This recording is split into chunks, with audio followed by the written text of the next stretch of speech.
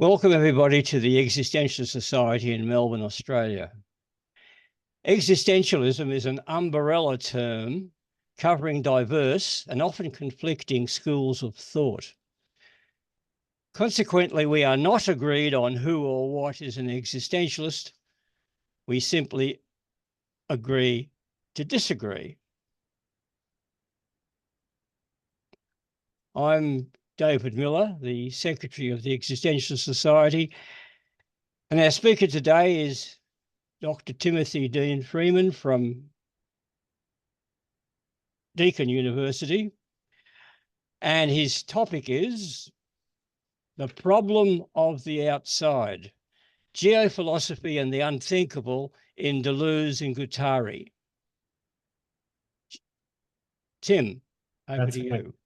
Thanks, David. Thank you very much for that introduction and for the very kind invitation to come and present to you all today.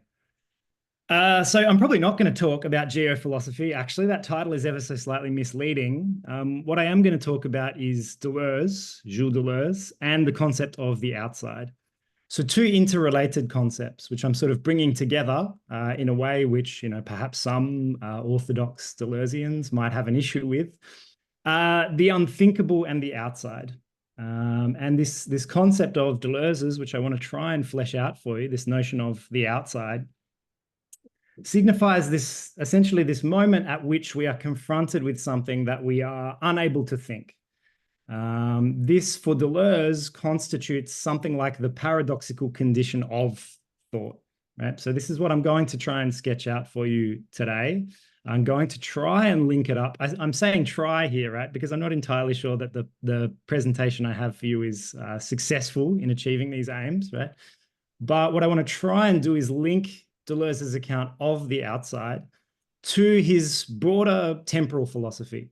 So Deleuze is a thinker very uniquely concerned with temporality and with sketching out a very complex metaphysics of time.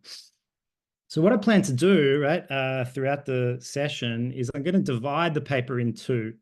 I'm going to introduce this concept of the outside with recourse to some of the thinkers who influenced Deleuze in terms of his formation of it.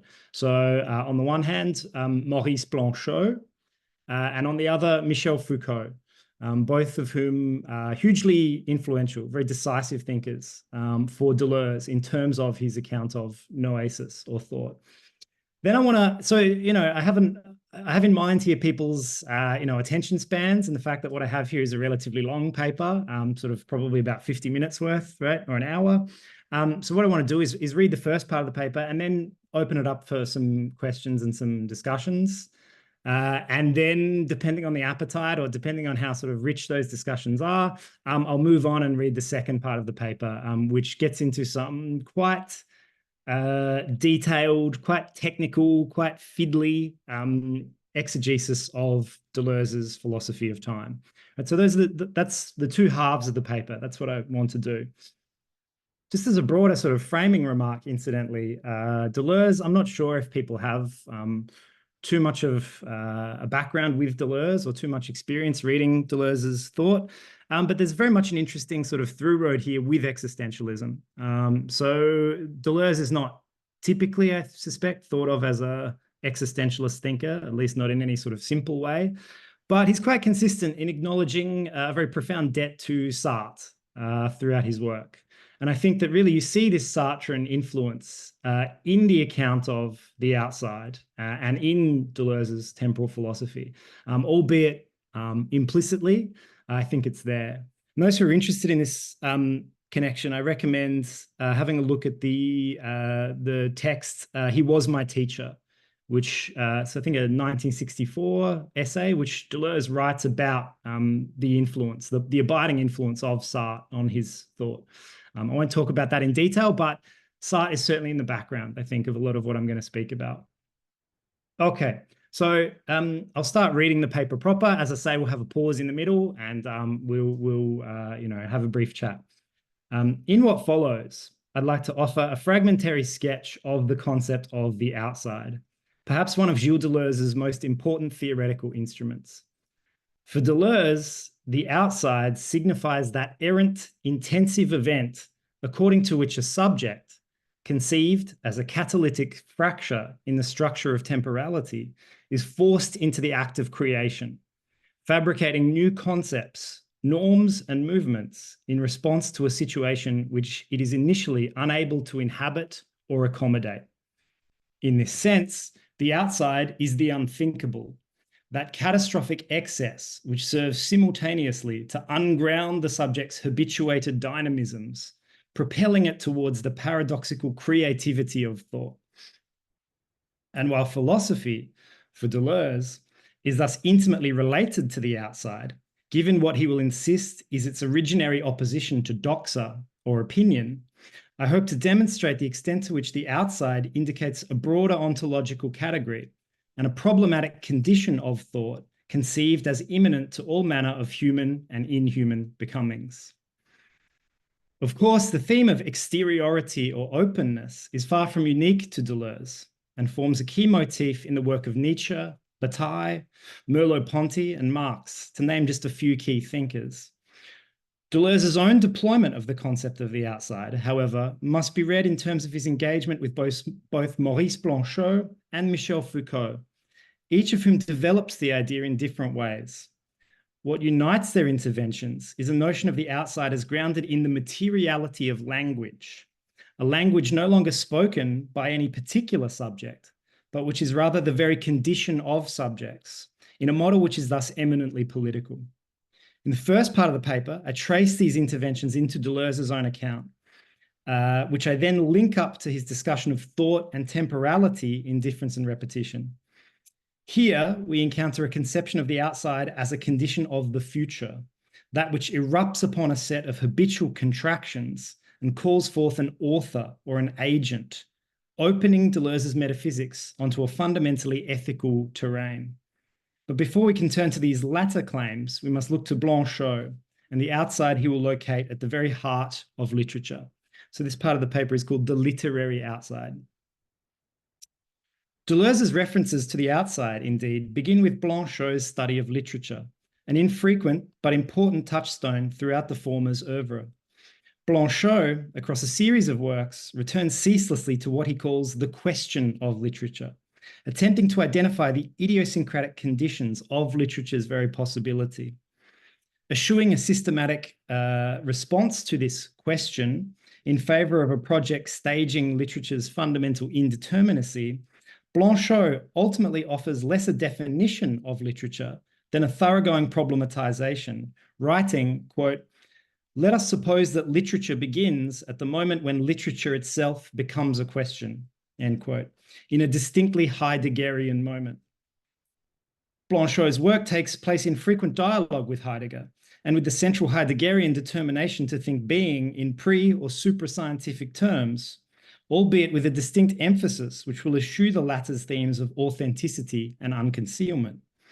Blanchot's exploration of literature, indeed, is a response to some of the same historical problems which condition Heidegger's own thinking on art, which becomes a unique laboratory for the posing of questions about being's conditions of appearance.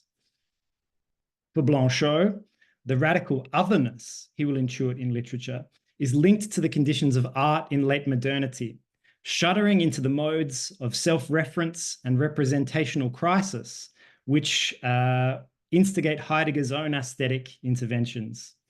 But whereas Heidegger will seek to return to art a revelatory and foundational role, such as the various 20th century isms seem to have abandoned, for Blanchot, the fact that art appears increasingly disinterested in a representational truth allows it, for the first time, to pose the question of its own idiosyncratic being. Blanchot thus commences the space of literature with a restaging of the hermeneutic circle as it appears in Heidegger's The Origin of the Work of Art, claiming, quote, "The writer belongs to the work, but what belongs to him is only a book," end quote. And while we may recall that for Heidegger, this intractable relation of artist and work points us to what he calls the feast of thought, which abides in our constant movement between these terms, Blanchot is rather interested in the fundamental impossibility of any such relation. So the impossibility of a relation between artist and her work. An account of this impossibility, indeed, emerges in Blanchot's earliest works, dedicated to the question of literature's materiality. In the 1943 collection Faux Pas, Blanchot will reject any understanding of literary language based on communication, whereby sentences and words are simply a means of expressing the inner life of a subject, an author's beliefs, thoughts, feelings, and so on. For Blanchot, as poetry in particular suggests, the materiality of literary language takes on an autonomy which resists the uses of any given subject. As Blanchot explains, and I quote, "We understand very well that the poet rejects daily language if habit and the determinations of ordinary life have the effect of removing all material reality from this language. We also understand that the poet wants to restore language as its own value, that he seeks to make it visible, that he separates it from all that annuls it. That said, if it is true that poetry must occupy itself with everything in words that serves no purpose, to be attentive to images, to meter, to rhythm, to the contour of syllables, it remains for us to wonder what this resurrection of language that wants to exist as such strives toward." End quote. The very materiality of language, in other words, its overabundance of meaning, constitutes a central function of poetry and literature, which as such resists the transparent communication of information or of the subject's inner life. In this way, these forms express an agency proper to language itself, over and above any meaning which an author might have intended. In this context, as Ulrich Haas and William Large summarize nicely, quote, "Literature becomes what it is, rather than merely a carrier for something external, like the thoughts of an author or the meaning of a culture," end quote. Or, in Blanchot's terms, quote, "Language doesn't speak anymore, but is. It devotes itself to the pure passivity of being," end quote. The implications of this approach thus exceed literary technique or the subsequent death of the author at the hands of Roland Barthes. In the space of literature, Blanchot sets about crafting a philosophy of the negative, as inherited via Kojève from Hegel, in which the delineations of both subjectivity and identity fall away before the negating power of pure language. Thus, for Blanchot, it is only in the context of an impersonal displacement, a destruction of self on the part of the author, who enters into this negative space of language, that literature can come to pass. As he writes, quote, "The writer gives up saying I. Kafka remarks with surprise, with enchantment, that he has entered into literature as soon as he can substitute he for I. This is true, but the transformation is much more profound. The writer belongs to a language which no one speaks, which is addressed to no one, which has no center, and which reveals nothing. He may believe that he affirms himself in this language, but what he affirms is altogether deprived of self," end quote. What this amounts to is a claim that the writer is affirming literature itself, conceived as a suprasubjective process which defines the author, but over which she herself can have no dominion. As Blanchot explains, in this space of literature, quote, "I am not there, no one is there, but the impersonal is, the outside, as that which prevents, precedes, and dissolves the possibility of any personal relation," end quote. The nebulous shifting nature of Blanchot's project determined that we should be neither glib nor definitive in evoking this literary outside. Certainly we should not read it as a spatial category, nor reducible to a simpler figure like the unknown or the unarticulated. For Blanchot, the outside constitutes an articulation of being in itself, unfettered by the subject and its reductive presuppositions. In his words, it is, quote, "a region which cannot be brought to light, not because it hides some secret alien to any revelation, or even because it is radically obscure, but because it transforms everything which has access to it, even light, into anonymous, impersonal being, the non-true, the non-real, yet always there." And these quotations are all taken from the space of literature. In positing the outside as beyond both the subject and its reality, literature in this way ungrounds not only ostensive or propositional conceptions of language, but the very notion of truth upon which they depend. Once we find ourselves in the presence of a language without addressee, without ends or ideals, abiding in the inhuman materiality of its own being, the categories of truth and falsehood reveal themselves as the partial and interested contingencies they are. Dedicating his discussion to one of Kafka's many exiles, Blanchot explains, quote, "He is in the outside itself, a realm absolutely bereft of intimacy, where beings seem absent, and where everything one thinks one grasps slips away.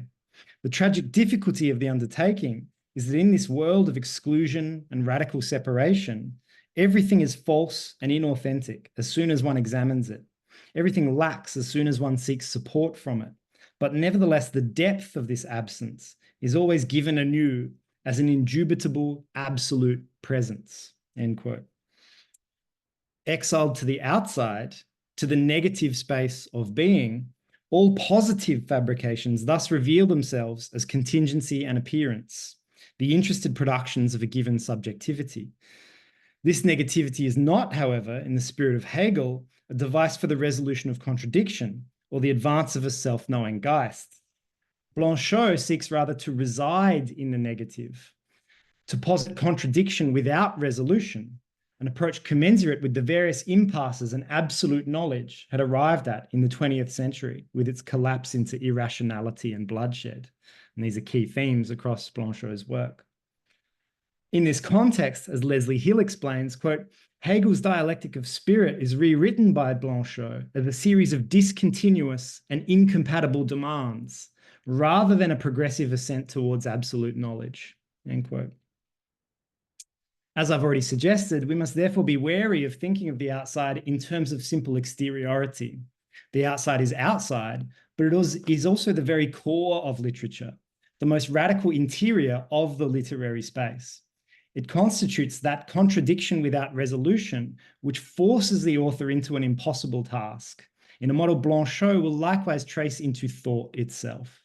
Thus, in the book to come, Blanchot turns to Artaud's correspondence with the editor Jacques Rivière, of equal importance to Deleuze, as we will see.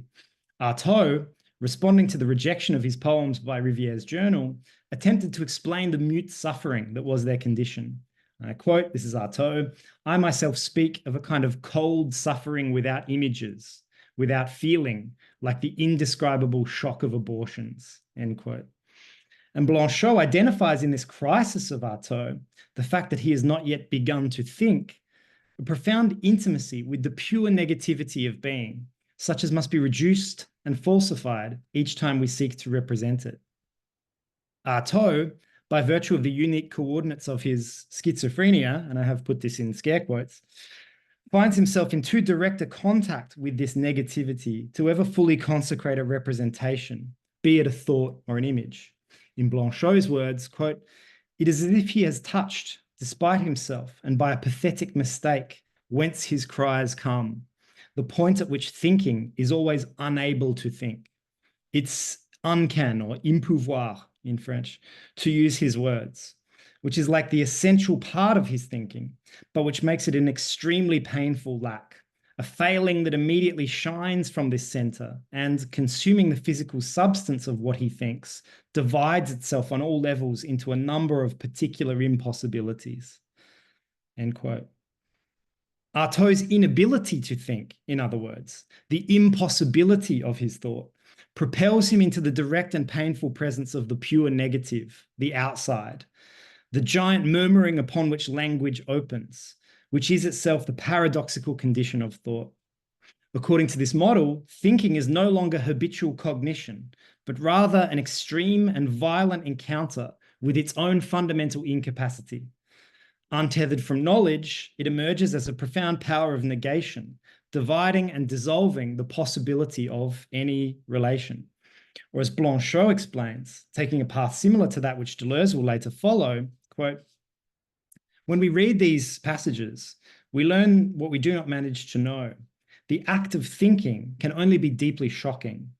What is to be thought about is in thought, that which turns away from it and inexhaustibly exhausts itself in it.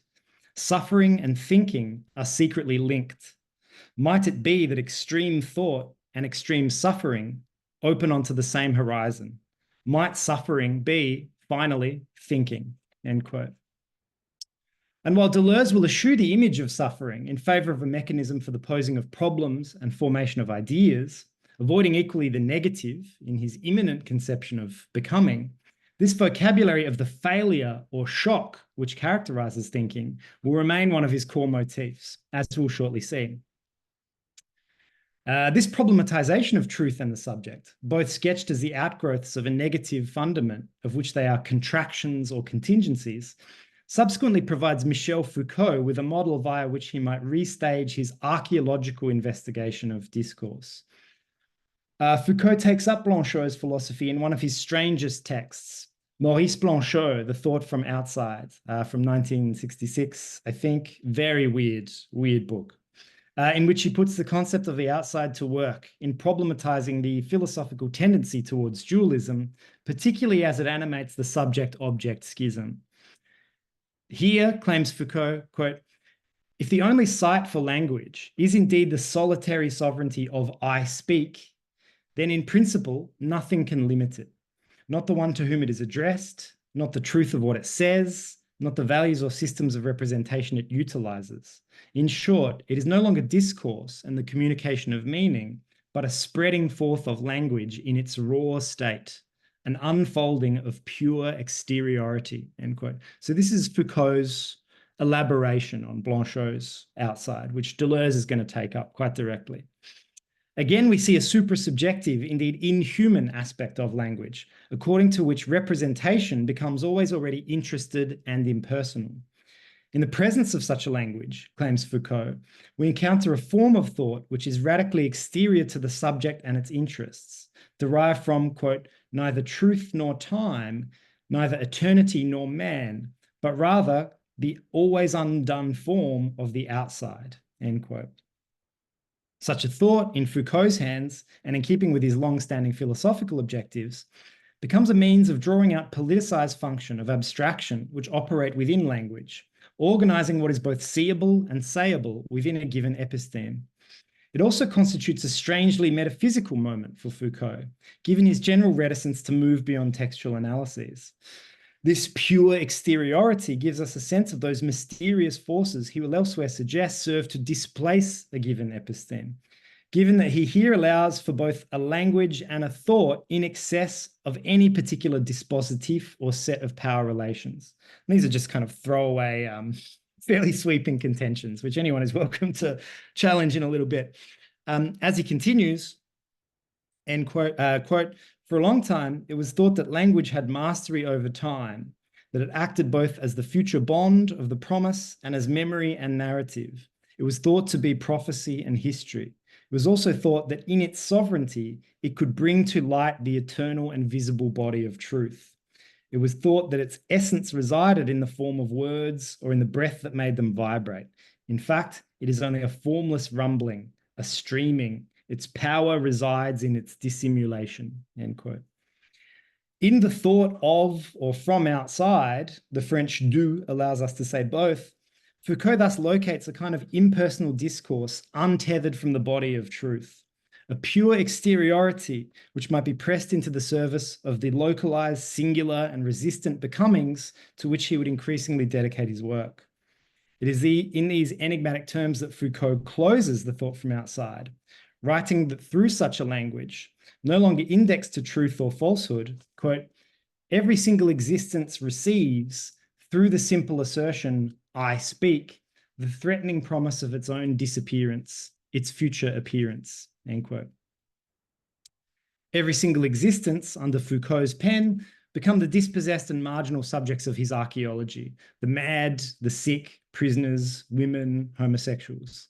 In problematizing the universality of discourses which have affected their marginalization, religious truths, identifying spaces of sin and penitence, scientific and medical truths, delineating spaces of perversion, confinement, and pathology, Foucault seeks, throughout his oeuvre, to identify the terms by which such existences might reassert themselves, according to new and counter-hegemonic participations in discourse, drawing on forces from outside dominant images of the human. And indeed, it is this notion of the outside as that which overspills and problematizes a particular image of the human being, which Deleuze takes up in his work during the 1980s. In an appendix to his book on Foucault, Deleuze evokes just this theme, connecting the outside to the Nietzschean figure of the overman. Through contact with the outside, conceived as those technical, biological, and linguistic forces in excess of the human as it has hitherto been defined, Deleuze claims that we might elide the regressive dimensions which animate humanity as a concept. As he writes, extending the material axis of Blanchot's thought far beyond literary language, quote, the forces which man enter into a relation with are forces from the outside, those of silicon which supersedes carbon, or genetic components which supersede the organism, or agrammicalities which supersede the signifier.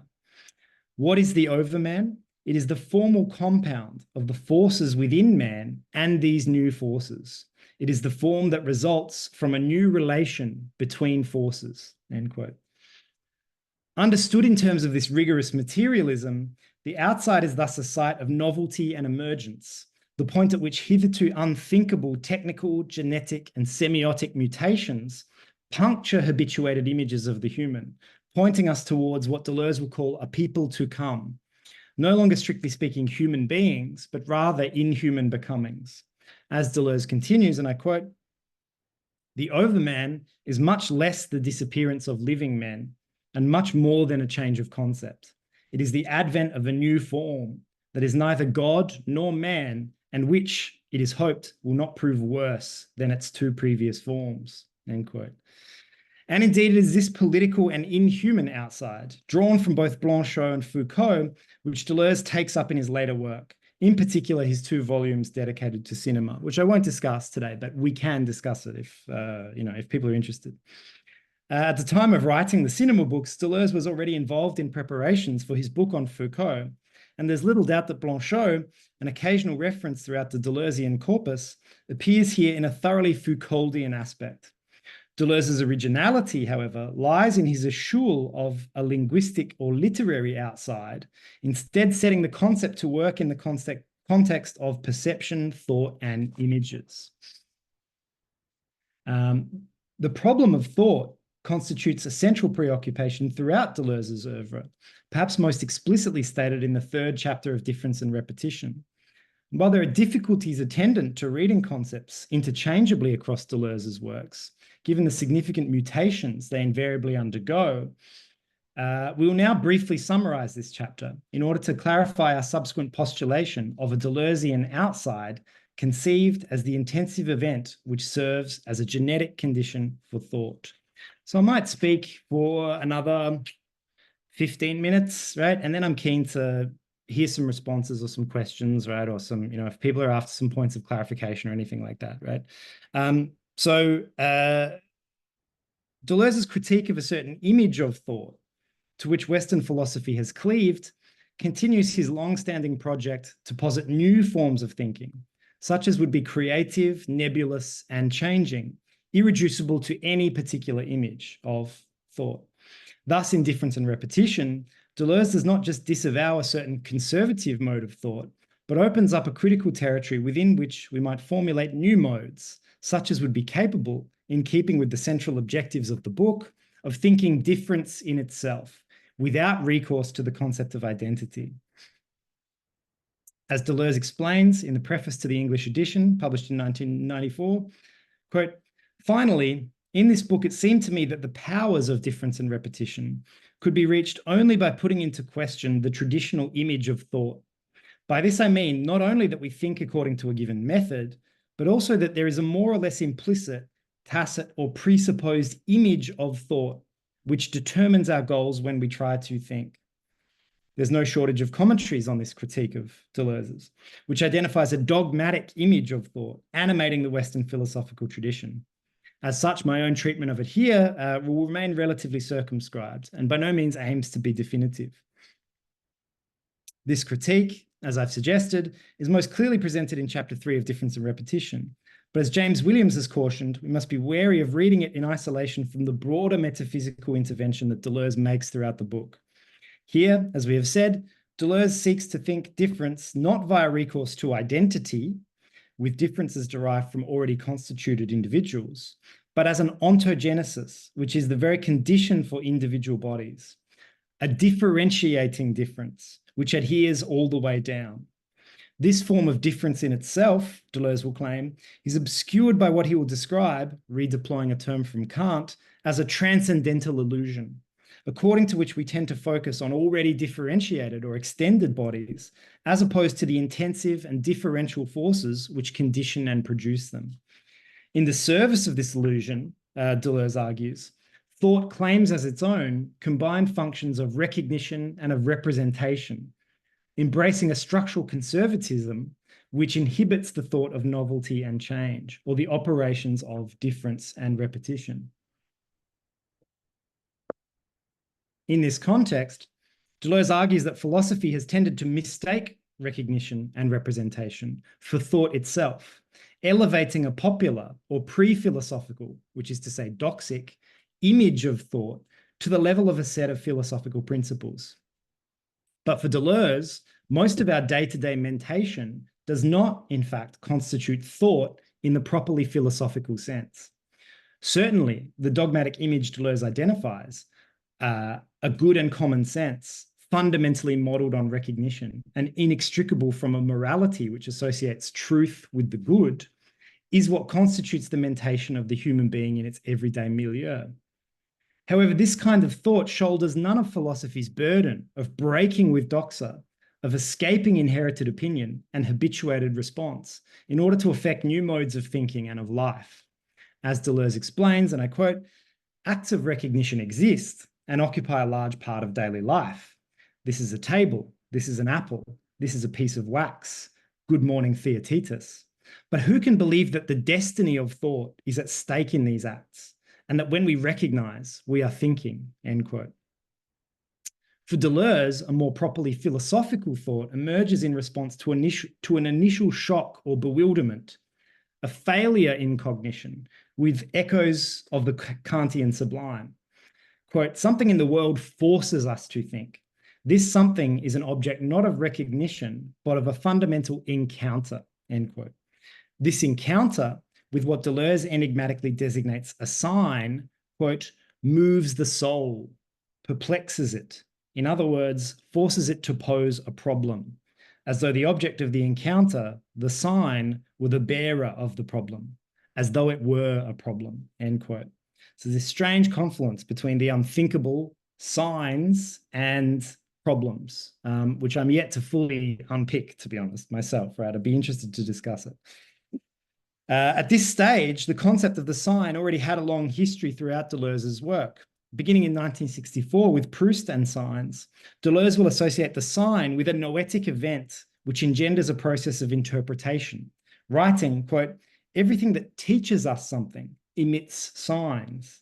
Every act of learning is an interpretation of signs or hieroglyphs, end quote.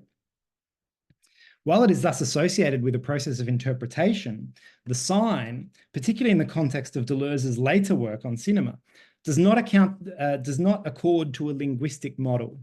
Indeed, here Deleuze is careful to avoid any analogy between signs and language, evoking instead the interpretive semiotics of Charles Sanders Peirce. This is to say that the sign, particularly as it emerges after Deleuze's encounter with Felix Guattari, does not accord to the structuralist model of a signifier coordinated against a signified, but constitutes instead a productive or individuating intensity, engendering an encounter and immanent to a regime or ecology of interrelated signs. In this context, as Anne Sauvagnage explains, quote, signs are no longer devalued as degraded material doubles of a representation or thought, but rather unfold upon maps of affects in an ecological semiotics and an ethology of territory. Leaving all that aside, I'm happy to discuss the sign further. I think, Deleuze's account of the sign is rich and fascinating and bewildering. For now, to vulgarize somewhat, we might say that in difference and repetition, this encounter with a sign, which emerges as the bearer of a problem, constitutes a tripartite articulation of the new. It is an encounter with the radically new, with the unthought, which constitutes thought, and which is elided by any dogmatic or habitual image of thinking which we might have. Confronted with something we have never seen, to which we have no immediate means of response, which in essence we do not recognize, we begin to think in earnest. And if anyone's encountering Deleuze for the first time and finding any of this bewildering, right? I mean, this is the effect that Deleuze himself engineers, right? He forces an encounter with something which is in a certain respect unthinkable in the form of his thought. Such a thought, confronted with the radically new, is thus simultaneously confronted with its own incapacity to think, a groundlessness which provokes thought into action. Reaching out, as it were, for a thought which has not yet been had, the thinker confronts both the limits of thought and the very moment of rupture which calls for thinking to be renewed. Or as Deleuze and Guattari explain in A Thousand Plateaus, drawing on the passages we have already encountered in Artaud, quote, Artaud, in his letters to Jacques Rivière, explains that thought operates on the basis of a central breakdown, that it lives solely by its own incapacity to take on form, bringing into relief only traits of expression in a material, developing peripherally in a pure milieu of exteriority, as a function of singularities impossible to universalize, of circumstances impossible to interiorize. And this encounter, I mean, herein lies the existentialism, right, that's buried, I think, in Deleuze. This encounter forces the thinker or the subject to self-create, right, to create itself in an entirely new way. So to rebuild thought, to rebuild a kind of thought which has been shattered by this kind of encounter. So there's an ethics here, right? We have to kind of affirm these unthinkable events, these things which destabilize all of our habitudes, these things which we can't recognize. This is why art is absolutely essential to Deleuze, right? Deleuze, writes a number of books about artists and art, so books on cinema, books on Francis Bacon, on Proust, so on and so forth. And the idea here is that these artists are producing signs which are, strictly speaking, unthinkable at some level, right? They don't accord to our habitual cognitive criteria or categories. And as such, they force us in encountering them or apprehending them to construct thought anew, to build a new kind of thinking. In the context of such a thought, what Deleuze will follow Artaud in describing as, quote, a thought without image, end quote. Thinking reveals itself not as something innate or within easy reach, but as that which must be engendered, sometimes painfully, in response to our confrontation with the new or the unthinkable. In keeping with the central preoccupations of difference and repetition, the new is here characterized as difference. In the context of Deleuze's later work on the outside, the vocabulary will change. However, the essential shape and orientation of this encounter remain the same. Confronted with the new, we are forced beyond all habitudes and into thought as a creative actualization of the virtual, in a model which will as such privilege the creativity of art. As Deleuze explains, quote, for the new, in other words, difference, calls forth forces in thought, which are not the forces of recognition today or tomorrow, but the powers of a completely other model, from an unrecognized and unrecognizable terra incognita, end quote. And this is what I'm referring to as the outside. In Difference and Repetition, Deleuze suggests that this encounter with the new has a dramatic series of liberating functions, impelling thought to become a-centered, dynamic, and creative. We've already noted a trace of the Kantian sublime, and in Deleuze's discussion of the faculties, this connection becomes explicit. But whereas in Kant's account of the sublime, a failure of the imagination invokes the powers of reason, engendering a discordant but collaborative relation between the faculties, for Deleuze, the encounter with difference engenders a disjunctive exercise of simultaneous provocation and constraint, of violence is passed between the faculties in an intensive refraction of their differential nature. So the faculties, by virtue of the fact that they're dedicated to different objects, have these fundamentally different natures. And in the context of encountering something which we are unable to recognize, these differential natures become, if you like, a kind of discordant multiplicity. The object of the encounter, moreover, given that it is not yet thought, can thus only be sensed. And this pure sensation, untrammeled by the intellectual operations of recognition, liberates sensibility itself from its hitherto purposive and habitual exercises.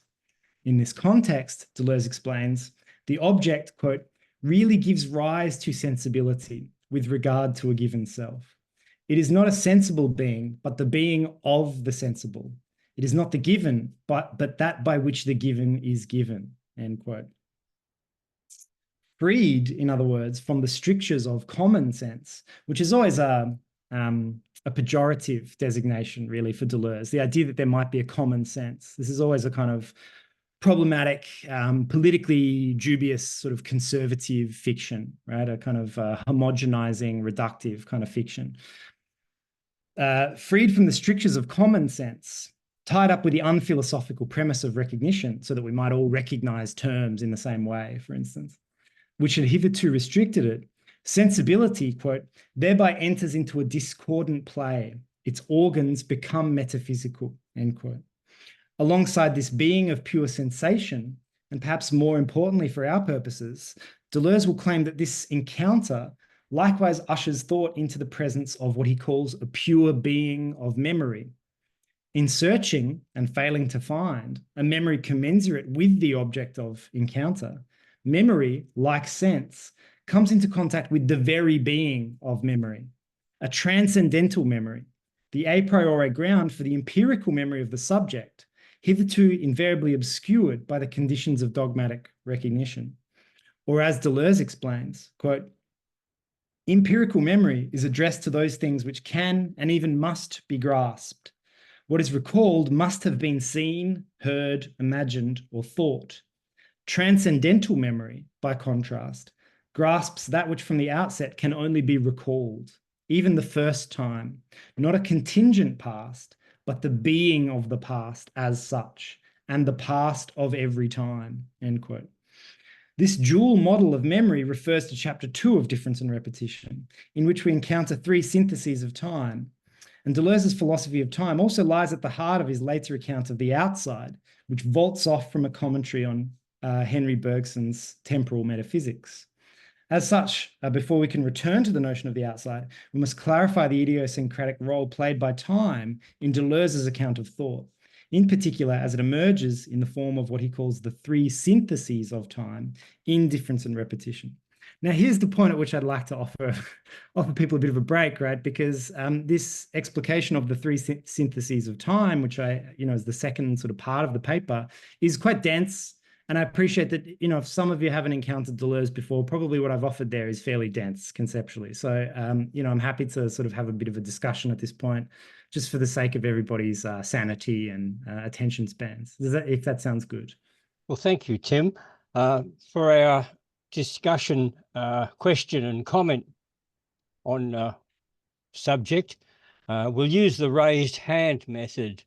And for those who don't know, you'll find the raised hand icon in the reactions tab at the bottom of your screen. So we've got Derek. Go ahead, Derek. Oh, yeah. Okay. Yeah, good. Okay. Well, thank you very much for that, Tim. Okay. I love-hate relationship with postmodernism, which is a term you didn't mention. But isn't there a postmodernist fixation on language that produces the problem of the unthinkable? If postmodernism didn't have such a fixation, the unthinkable wouldn't be such a problem. I'm sympathetic with this idea of the unthinkable as a catalyst of thought, but I think there are more, or perhaps less obscure or less convoluted ways of expressing it than Deleuze does. I mean, we could start off, I mean, I don't agree with G.E. Moore, for example, that the good cannot be defined. But I mean, I'm more sympathetic to the idea of the unthinkable, perhaps in the concept of truth. The concept of truth cannot be defined for all kinds of reasons. And then my own point would be concerning about the unthinkability of a consciousness, a reflective consciousness, that I think perhaps, and you could comment on this, that postmodernism doesn't like to touch, because they don't want to have don't want to admit to a coherent a concept of mind. But I mean, when we usually in epistemology, in knowledge, when we grasp something, I mean, contrast or comparison is a presupposition. But in consciousness and self-consciousness, we're not able to have this comparison or contrast, because we can't compare ourselves with other things in the same way that we apprehend ourselves, because the other person, the other consciousness, is at a distance from us, and other objects that we may compare ourselves with in the world are different species of thing to us. So I mean, this is I find that postmodernism is both very revealing and useful, but convoluted, and and also obscures. Yep. Look, there's a lot there. Thank you so much for that response. I mean, the first thing to say, right, and maybe this is, starting a kind of opening up a can of worms that maybe we don't necessarily need to open up. But I mean, certainly Deleuze is very insistent that he's not a postmodernist, right? I mean, he has no interest in this term at all. He refers to himself as a classical metaphysician. He considers himself to be a philosopher in the ancient style. Right, as kind of making essentially ontic claims, right? Claims about the nature of reality. So it's not by no means a kind of relativistic kind of picture. So obviously we sort of did detour through Foucault in particular is probably the most likely candidate for a kind of postmodernity. Although I don't know that term, I mean, he would reject that term as well. To the broader point about language, right? I mean, so Deleuze really is very consistent in following Spinoza ultimately in a kind of hostility to the signs of language. So the signs of language are not the totality of signification or of semiotics, I should say, for Deleuze, in as much as they're equivocal. And this is going to be a problem, right? So we have to call, famously for Borges or whoever, we have to call, we have to use the word dog to refer to a kind of vast multiplicity of different sensory events, this kind of thing, right? On this basis, language is always kind of reductive and problematic. This is why Deleuze is interested in a radically different conception of the sign as a composition of forces. Right. So again, this goes back to the question of Deleuze as a metaphysician rather than a postmodernist. Right. We're not all in language here. We're conceiving of the sign as a non-linguistic proposition, albeit there are linguistic signs. But precisely one of the problems with modern thought, and we might by extension say postmodern thought, from Deleuze's perspective, has been this kind of tyrannical overtaking of thought by language. In fact, right. I mean, this is a criticism that he makes quite frequently. And that we're only able to think about signs in these linguistic terms. This is a problem for him. So he doesn't like the idea of signify, signified as a model for the sign at all. This is why, and I didn't, get to speak about this, right? But I'm happy to talk about it in this section of the talk. This is why he's interested in the signs of cinema in particular, right? So he's interested in images and the types of semiotics that we can think via images, in particular sort of cinematic images. So he's interested in the way in which different directors, so, particularly sort of new wave auteurs, people like Jean-Luc Godard or, Andrei Tarkovsky or whoever it might be, combine images in such a way as to generate unthinkable signs, things that we are unable to kind of properly cognate or recognize. Importantly, right, he turns to cinema precisely to get away from this kind of what he calls a kind of linguistic imperialism. Right? Now, in answer to the final question about, well, I'm not sure if it was the final point, right, but it's the last one that I sort of, I remembered. We lose this coherent concept of the mind or of consciousness. And I think again, right, I mean, so this is kind of the next section that I was going to dig into. I mean, really what we get is a profoundly Kantian conception of the thinker in Deleuze as precisely, I think, you know, you used terms that were, I can't remember exactly what terms you used, but certainly for Deleuze, the thinker is going to be characterized precisely by a kind of cut, or he uses the term caesura, between the empirical and the transcendental. So in this respect, I think you get a very classically, you know, at the very least, modern account of the subject or of consciousness, right, as self-affecting, right, a kind of self-surveying capacity, which is constitutively alienated. This is what he derives from Kant, right? So I spoke at the beginning about, very briefly, right, about the fact that for Deleuze, the subject is a kind of fracture in time. Again, this is a kind of, for Deleuze at least, and we can push back against this claim, of course. For Deleuze, at least, this is a sort of concrete metaphysical proposition in the classical style. This is a kind of definition of, you know, the type of thing that subjects are. Now, for Deleuze, they're not going to line up neatly with human beings, which is where things start to get very complex, right? But I think on all of those fronts, you know, reading Deleuze as a kind of postmodernist in any kind of simple way is going to lead us astray. Does that come to grips with some of what you were thinking about there, Derek? Yeah, certainly that helps a great deal. I mean, I should be reading a lot more about these people, but from what I know, that's all I can say. Yeah, I mean, you know, of course I have quick quibbles. I can see why he looks at Sartre as his teacher. You know, in my view, I mean, Sartre makes claims to make metaphysical claims are theories or points of view, you know. And Deleuze, do you think it's the case he's doing the same thing? I mean, you know, he claims to be a metaphysician, metaphysician, you know, you say, but, you know, is he? And, you know, is there such a thing as metaphysics? I mean, that's something else. But I mean, see, that to my mind is a very postmodern kind of position, right? I mean, the idea that, you know, we're stuck just with language or just with discourse or something like this, right? Rather than, yeah, metaphysics, right? Rather than particular types of beings or becomings which are in excess of our ability to symbolically represent them. You know, I'd be very committed to that idea, right? That there is, you know, there is a reality out there. In some respects, a very un-pomo kind of position, I think. Deleuze certainly, right? Yeah, I think this is what I was trying to draw out and maybe didn't do successfully. In terms of Deleuze's characterization of himself as a pure metaphysician, he's going to understand what metaphysicians do, or what philosophers more generally do, as a creative practice.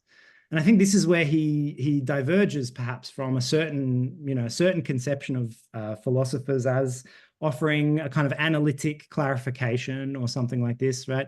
For Deleuze, absolutely, philosophy is about creation. It's about the creation of new concepts, which as such help us, or indeed force us, to think in new ways. And this is, and importantly, force us to think in no longer dogmatic or doxic or habitual ways. And this is the politics of thought for Deleuze. So he says at one point that the task of philosophy is to bring something incomprehensible into the world, right? Something that we can't yet subsume within our always already sort of political categories of knowledge, something which is going to be excessive, unthinkable, and as such force us to become philosophers ourselves. This is the idea. So I read Deleuze for all of his obscurity, which I acknowledge, right, is there. And I apologize, right, if there was too much of that for anybody in that talk, right? But, you know, I read him as a profoundly democratic thinker in some respects, because the injunction there is that, you know, you guys need to start thinking. This is kind of what he seems to be saying to me, you know, in every text. Oh, thank you. Yes. James, go ahead. Well, yeah, thank you, Timothy. Yeah, it's a really interesting discussion. Could you clarify for me why you would call him a metaphysician when he sounds to me like he's advocating a philosophy of immanence, that he's, you know, compared him to Kant, and Kant was really, wasn't he critical of the kind of metaphysics that was, you know, taking place in philosophy, and that Kant wants to argue for a transcendental philosophy, not a transcendent one with a metaphysics. And maybe it's a way of reading Deleuze that he's talking about these different realms of like the virtual and the actual. Mm-hmm. With that, and when you also talk about his three syntheses of time, does that correlate with the idea of the chronos and ion that he discusses in Difference and Repetition? And do you interpret those as metaphysical, differences? One is, temporal, and the other one is eternal.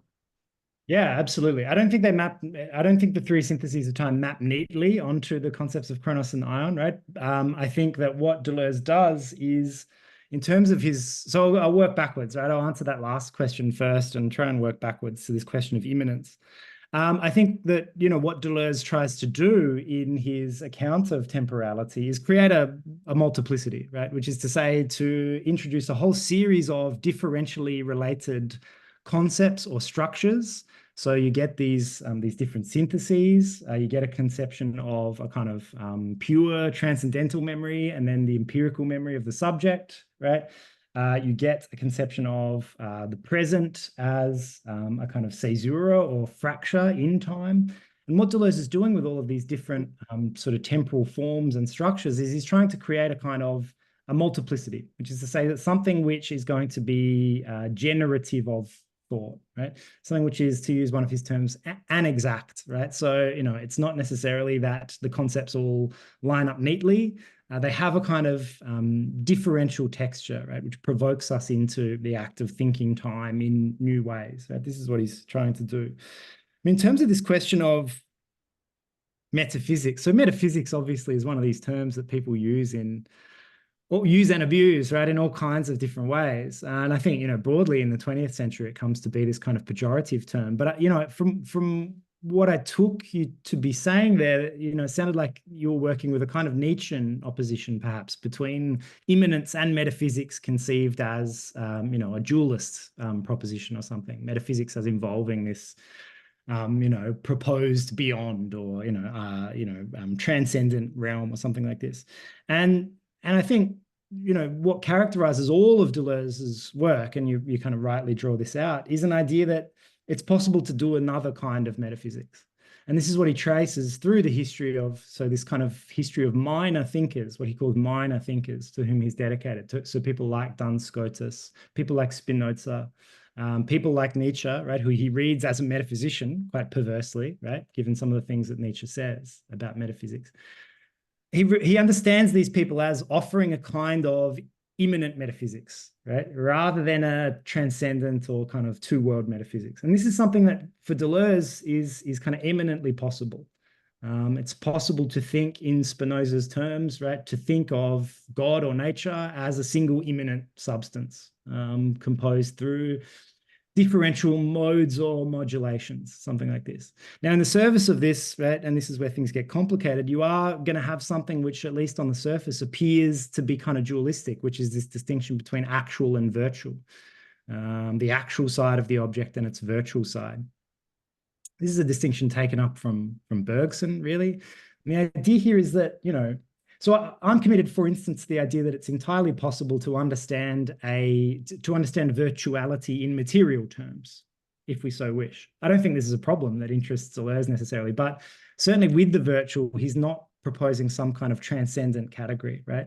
So, those of you who haven't encountered this idea of actual virtual, I think the most helpful way of thinking about it. So Deleuze says that the reality of the virtual is structure. And the most helpful way of thinking about this is language. So obviously I'm actualizing or saying a bunch of words right now, but my ability to actualize these words presupposes a virtual structure, right, which is not actualized, which is the structure of the English language. So, all of the different rules and so on that I was forced to learn as a child, right? And have and kind of lie there, if you like, dormant, ready to be actualized as the condition for actualization in the present. Now, I don't think that this needs to be thought in terms of a kind of transcendent or two-world metaphysics, right? That the rules of language exist in some other realm simply because I'm not, using a particular form of conjugation or whatever it might be at a given moment. It's possible to imagine these as existing materially, in as much as they're recorded, they're preserved in certain respects we might want to be neuroscientific and say certain pathways of the brain, or, they lie dormant in certain capacities of my facial muscles, or in books of grammar and syntax, so on and so forth, right? These things are still perfectly material, if you like, or immanent. They're still embodied in some way, but nevertheless they're virtual from the perspective of the particular actualizations of speech which I'm currently sort of making or producing. Does this make sense, right? So I don't think that Deleuze is committed to metaphysics in the way that would understand that term as implying some kind of two-world dualism or something like this, right? Some kind of over and above. He's dedicated precisely to the task of bringing metaphysics down to the kind of level of a kind of immanence, an immanent only to itself. And this is the kind of Spinozist really heart that beats at the center of his thought. Does that? So yeah, that's helpful in my understanding of it. Yeah, thanks. But could you compare him to Alfred North Whitehead, because he uses the word metaphysician, and he talks about eternal objects. Would the eternal objects be something like the virtual? And do you think his thought and Whitehead's correlate? Yeah. So Deleuze loves Whitehead. Deleuze, is very interested in the American pragmatists, in general, and certainly Whitehead, Peirce. But I have to confess that my knowledge of Whitehead is lamentably fairly limited. I like everything I hear about Whitehead, and I like the little fragments that I have read, but I haven't dedicated myself to any systematic reading of Whitehead, or indeed Deleuze's commentary on Whitehead. Whitehead doesn't pop up all that often in Deleuze's work, but whenever he does, he's spoken of kind of as a kind of in a spirit of solidarity, as though their projects are kind of aligned in some way. So I can't offer a particularly detailed response to that, I'm afraid. Chris, it's your turn. Yes. So yeah, I guess you already answered that. It did remind me a lot about Spinoza, that he's trying to show how experience is causal and fits into geophilosophy, but then the goal is to escape it, I guess. So rather than being a relativistic while embracing the anthropological, it's meant as an area for achieving creativity and innovation, not the deterministic and inevitability, right? So yeah. I was thinking maybe it shouldn't be called the problem of the outside, maybe the opportunity of the outside. That's what it's about, right? It's not seeing it as a problem. It's saying, here's an opportunity to not be boring and deterministic, even though this is obviously how the world works. But have I understood that correctly? You've understood it beautifully, yes, and you've put that very beautifully. But problem is not a negative, is not a pejorative term for Deleuze, right? I think this is the key thing. A problem is productive. He'll follow Bergson really in defining philosophy, not as a capacity for arriving at particular solutions or answers, but for posing problems. And this is precisely its richness, right? Is its ability to articulate and to do a discriminatory work, right, between true and false problems. One of the kind of running meta-philosophical critiques that we get in Deleuze, which he takes up quite directly from Bergson, is this idea that philosophy has this kind of bad habit for embracing false problems. So why is there something other than nothing, for instance, right? Deleuze and Bergson both use this as an example of a kind of specious or false problem, right? Because we've added on to something, or immanence, this kind of extra addendum, right? This idea of nothing, which is unnecessary. It's not really a problem, right? Rather, what we have to think about is the nature of that immanent something. So this is just a roundabout way of saying, yes, I think you've understood beautifully what's going on there, right? With, particularly this notion of geophilosophy, right? Which I didn't speak about, but, which, I can if people are interested in it. But the one thing I'd say, yeah, is that, you know, for Deleuze, and incidentally, this is what situates him in a certain tradition of French epistemology, right? Bearing in mind the sort of different way in which that term sort of works in the French tradition, right? So, you know, really these are philosophers of science. This is what we're talking about when we're talking about a French epistemologists. So people like Bachelard or Georges Canguilhem, and ultimately, indeed, you know, someone like Foucault, this tradition which sees the problem as a kind of as a positive proposition, and indeed the living thing as uniquely characterized by its capacity for problematization.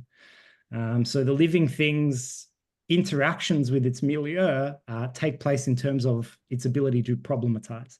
So the outside is a problem for the living thing to which it needs to respond, but it also, you know, sort of possesses this internal capacity for problematization or for posing problems to itself. And this is, you know, depending on how much of a kind of panpsychist you want to read Deleuze as being, this is something that either just human beings or just philosophers are doing, or indeed maybe even, you know, living things of all kinds are involved in a kind of problematization. Does that make sense? Yeah, no, exactly. I really like this idea of it being anthropological without being relativistic. That, because I struggle with this in philosophy today, where you come to a philosophy meetup, and as long as someone is talking about a person in the past that was called a philosopher, even if he was wrong about everything he said, and he's only used as an example for why he was wrong, people state it as a valid kind of perspective of doing philosophy, right? And this is the thing you want to avoid and get away from, at the same time as it's fair to put it forward an example of what is wrong, but it makes everything so complex to understand. And when you're doing philosophy, you want to not have to do that. You know, you want to just learn about the things that are right and cut out all the dead ends, even though you know someone did it. Yes.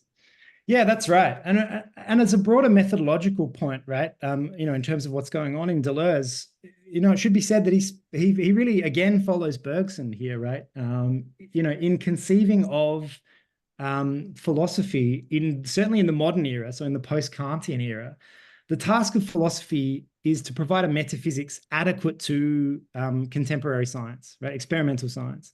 So not to reject science or to kind of, you know, well, certainly perhaps in some respects to criticize it, but certainly not to reject it, right? But to be able to provide it with the metaphysics which it lacks as its other half, right? This is kind of Bergson's formula.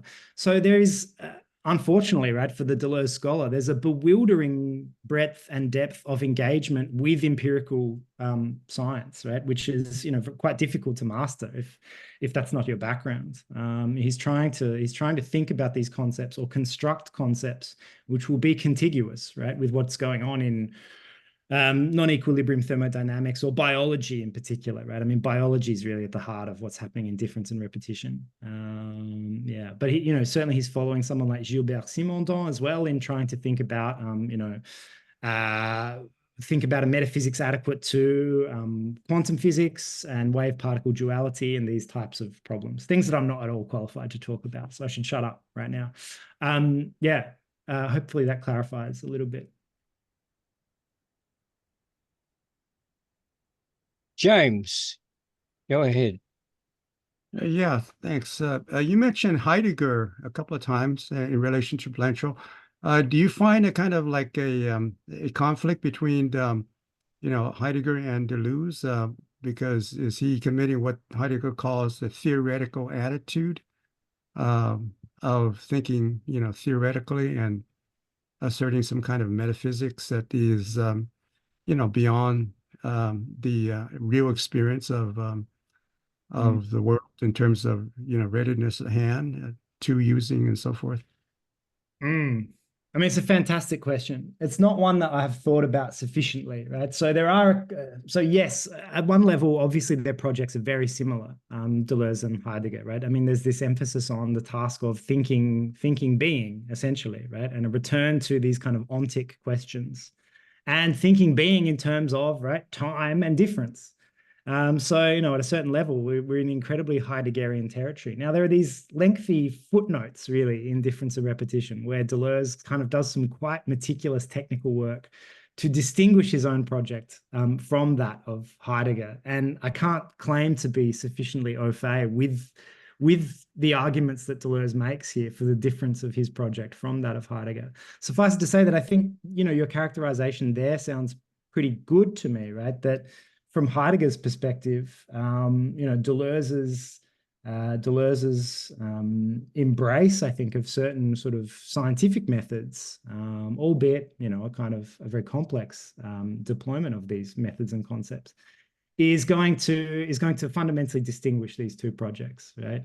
So, you know, I think I'm sure Deleuze doesn't say it in these words, but, you know, from the Deleuzean perspective, I think there's probably a perhaps problematic tendency towards a kind of mysticism or something like this, right, in Heidegger, which, you know, is going to be a problem. But I can't speak to that with great certainty. It's a relationship that I have to go back to and think through properly.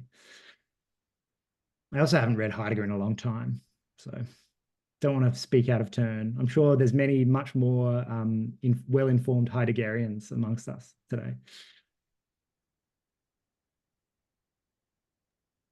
Did you want to respond, James?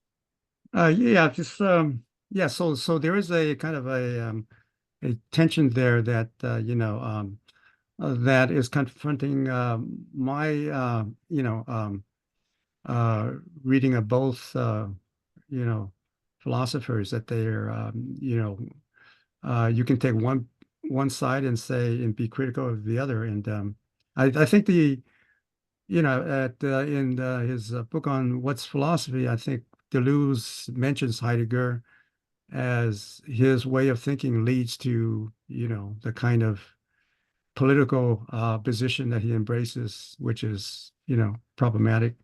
But that's the only, you know, kind of argument that I came across where he you know, I don't know if that criticism is valid, you know, philosophically, but yeah. Again, we're at the limits here of my knowledge of Heidegger, right? You know, so I couldn't necessarily speak to that claim. I mean, I'm tempted. It'll be very bad, you know, dead air, right? To find exactly the lengthy footnote that I'm thinking of in Difference and Repetition, right? About Heidegger, but you know, maybe it's something I'll have to take on advisement, or someone else can maybe chase up, right? I mean, if you're interested, right? So at the end of one of the chapters of Difference and Repetition, there's quite a lengthy commentary on Heidegger, which I think would be interesting to anyone who's thinking about this relation. Okay, Chris, go ahead. So I was wondering, so I haven't read the paper. I was just wondering, is the paper suggesting clear guidelines on how to do this, like to help you think of the unthinkable and find the outside, or is it just highlighting that this is what we should do, or does it have all the tools? Or yeah, good question. I think, you know, no, so it's not a handbook by any means, right? It doesn't tell you how to go out and find the outside or encounter the outside. And I think that, you know, to do that at a certain level would be self-defeating or counterproductive, because the idea is that it's something that in some respects can't be specified in advance. It's an encounter with sensible materials, which are, you know, as yet unthinkable. And Deleuze is quite frustrating in this regard, and I haven't figured him out necessarily, because at one level he's speaking about an encounter with the outside as a kind of uniquely philosophical proposition. It's something that philosophy seems to do. At other points, it becomes, you know, it seems quite clear to me that it's a structure of thought more generally. So, you know, one of the examples he uses of a kind of creative actualization of the virtual is conjugating one's limbs in such a way as to learn how to swim.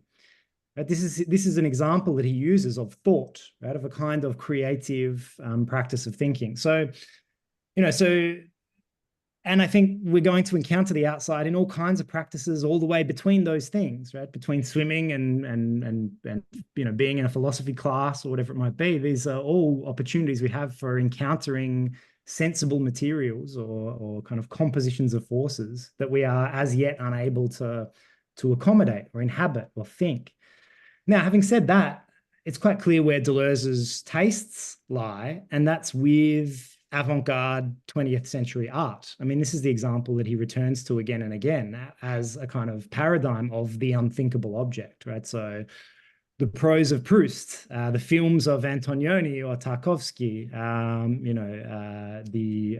the kind of music of Bartók, the paintings of Francis Bacon. This is a problem that I'm quite interested in, right? Because I think that there's an elitism in this dimension of Deleuze, which is not unproblematic. There's a kind of, in some respects, very Kantian, quasi-romanticist kind of account of art. So it doesn't seem as though Deleuze's conception gives us a great, this conception of we encounter this composition of sensible materials, be it a kind of work of abstract expressionism or whatever it might be.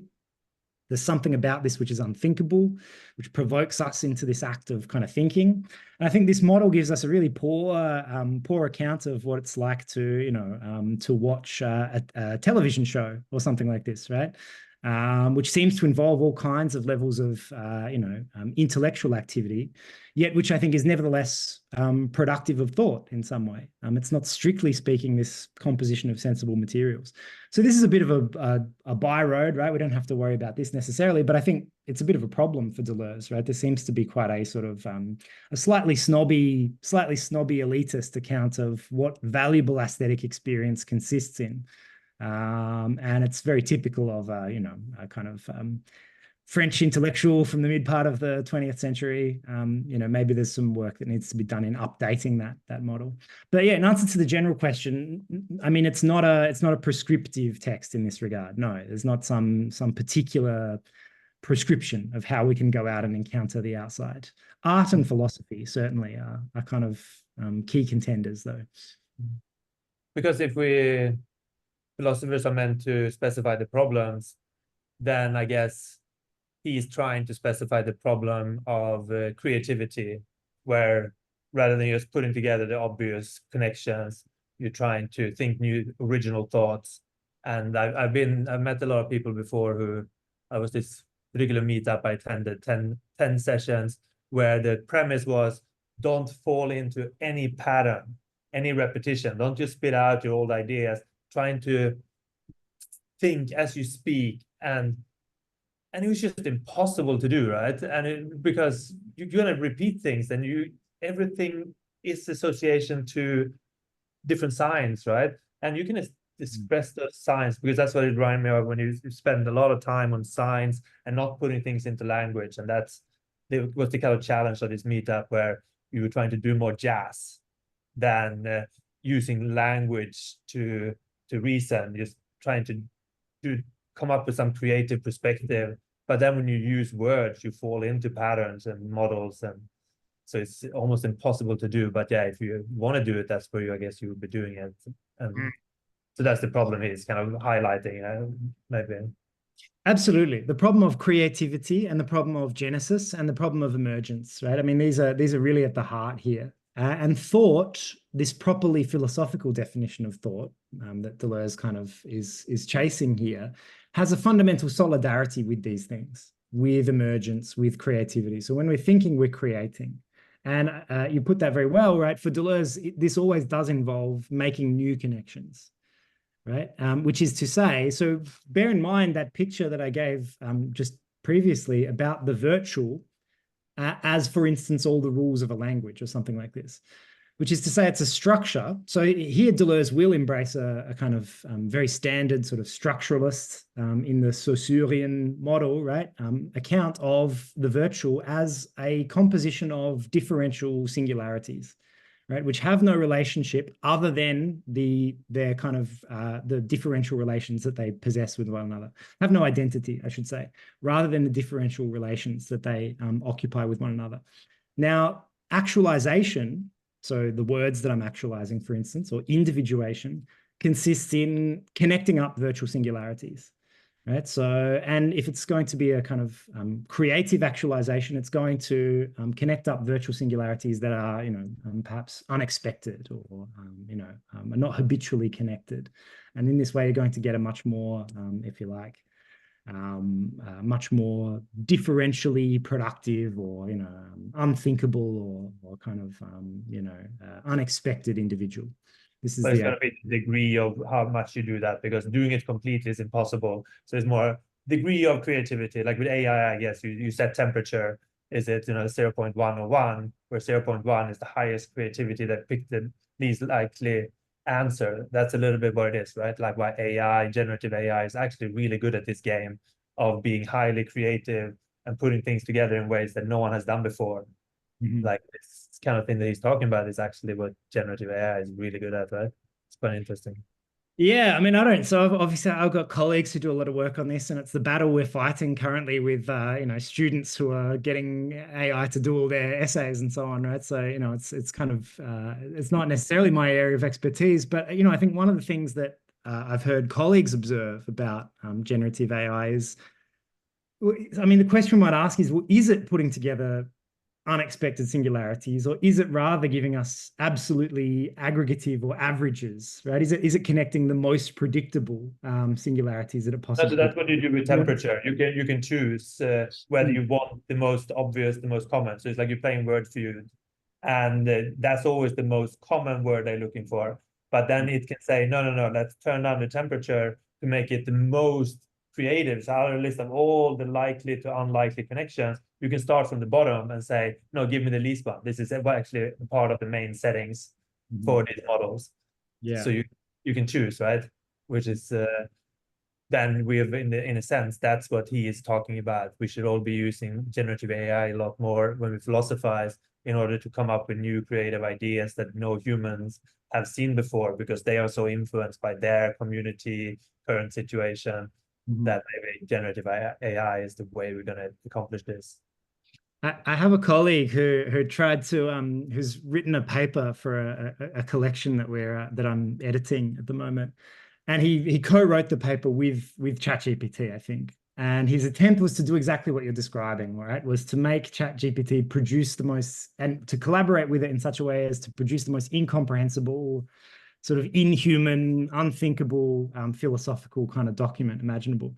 And so this is not an experiment I've enacted, right? This is him, and maybe this is ChatGPT specifically, or the limits of this person's capacities with ChatGPT. But his characterization of the process was one of just battling its tendency towards cliche constantly, and trying to inject something kind of unexpected or uncertain was actually really difficult, because the technology has a kind of user-oriented interface. It's aiming to please. It's kind of aiming to kind of make things as as kind of smooth as possible. And I mean, when you read the student essays, which are just obviously egregiously, AI generated in the least thoughtful way imaginable, they're the most flat, dull, insipid. This is why you have to upload. You can upload 50 megabytes of documents that you want to base your answer on. So you can't just ask one question or one sentence. You have to upload, 10 pages of instructions about what to do, what not to do, in order to pick the neural network and get exactly the connections that you want, and then be creating on top of that. But if you don't guide it into something specific, it's going to spit out the average child kind of opinion. Yeah. That's an interesting time, that's for sure. Muri, your turn.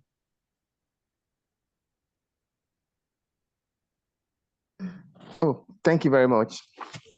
Oh, thanks, Dave, and the organizers for today's presentation. Thank you, Timothy, for your smooth and angry. Well, allow me to share my understanding of the presentation through a very brief personal experience.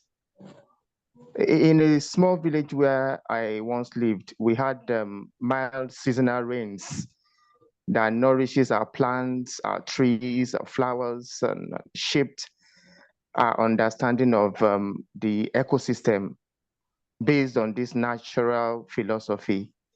However, one day, the unthinkable happened. A heavy rainstorm with thunder and flooding destroyed everything in a single day, sweeping away our plants, trees, farmhouses, and beautiful flowers. This experience forced us to reevaluate our thinking and perspective on rain and nature as geophilosophy or the unthinkable challenged our assumptions.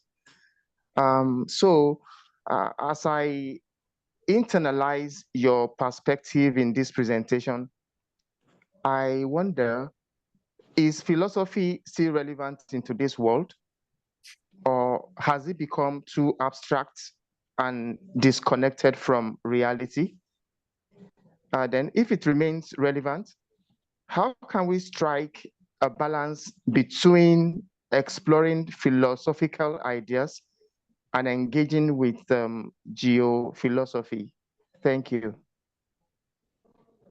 Thank you, Murray. That's a fantastic question, or a set of questions. I really appreciate that sort of re-articulation of what you took to be the argument of the paper, because I think you really got to the heart of what geophilosophy might look like for Deleuze. I mean, it absolutely is, right? This kind of territorial, this kind of embodied, this material proposition, which generates thought. And I think you described that really beautifully. And also the fact that, it's always something excessive, unexpected, potentially destructive, which, forces us into this act of thinking. Thinking is not a peaceable, sort of easy thing for Deleuze. And I think he captured that really well. I mean, in terms of the question, is philosophy relevant or is it too abstract? My word, I don't know. I don't have an answer. I hope it is. Right. I mean, this is, I've kind of, at this point, sort of seems as though I've hitched my wagon to this thing. Right. I mean, it seems as though it's, I've committed my life to it, at least in some way. And I still don't actually have a good answer to that question. I think, so certainly, right, a paper like the one that I just gave, right, I think, we could well make the argument that there's a level of abstraction going on there, which is just so far removed from the very concrete events that you described, right? So things like climate change, this kind of thing, right? These really concrete empirical challenges that we're facing. And I can absolutely see the argument that would say that what's the point of talking at this kind of level of just extreme abstraction? What do we actually gain from the enterprise? I can see it, and it's an undecidable proposition for me. It really is, right? My hope, or to date, my thinking on this question runs something like this. We're already caught up in a network of concepts, right, and ideas, always already, right? We inherit them from our culture. So, regardless of how we might feel about Kant or whoever it might be, and I feel very ambivalent about Kant, for instance, right? I think it is useful to get in and untangle these nets, right? I think it is important that there are some people, maybe not me, right, but some people doing a kind of activity of discernment at this level of kind of theory or of concepts. I'm reminded for some reason of Althusser's claim that, right, philosophy is class struggle at the theoretical level, right? I wouldn't necessarily put it in terms quite that kind of bald, right? But I do think that there is something political and important and concretely significant in getting to grips with the concepts which construct us as individuals, as societies, right, which often control us in various ways. We can't simply pretend that this tradition doesn't exist.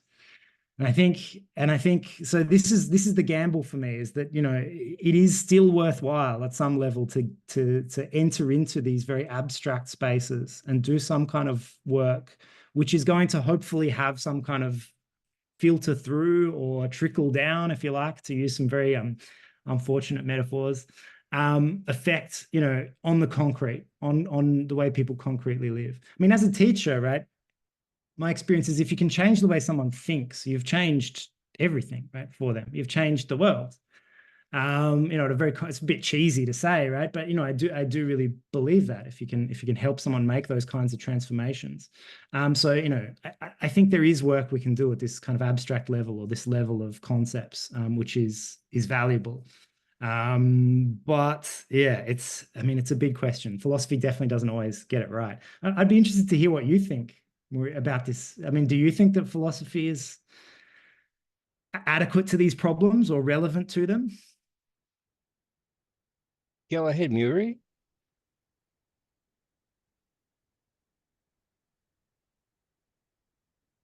No, you need to unmute, Murray. It looks like he may have frozen. Maybe. Okay, we'll go to iPhone, whoever they may be. Go ahead, iPhone. No? Is that me? Good. Is Go that ahead. me? Yes, it's you. Okay. All right. No, I was just going to say contemptuous things about AI, and just briefly, just what a load of bullshit and crap that it is. Fundamentally, it's sex without love. I mean, it's reproduction. It's getting the effects without any of the emotional investment on the part of the creator. You know, it's getting a result that's like a machine manufactured, frozen dinner that you get in a box without a cook. You know, it's everything is taking everything that's worthwhile out of the experience, both for the artist and for the person who's experiencing the art.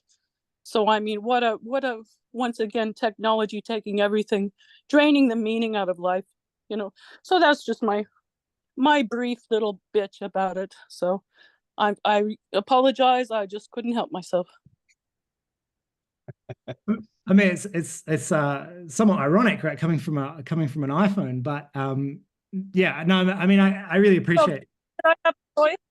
Do I have a choice to opt out of this technology? Seriously, Yep. do I? No, it's a very good point. It's a very good point. I mean, I think I agree with you in essence. I'm reminded of. Well, it doesn't matter. We don't have any power over this process. However, it is essential for any kind of philosophy to ask what is the meaning of what we're doing. And if it's meaningless, then maybe we don't need to do that. Maybe we can do something else. You know, it's just asking the question. If this is draining the meaning out of what we're doing, if it's making it inhuman, then what's the point? I mean, there's a few things there that jump out to me. One is when you were speaking about technology. I mean, I think so.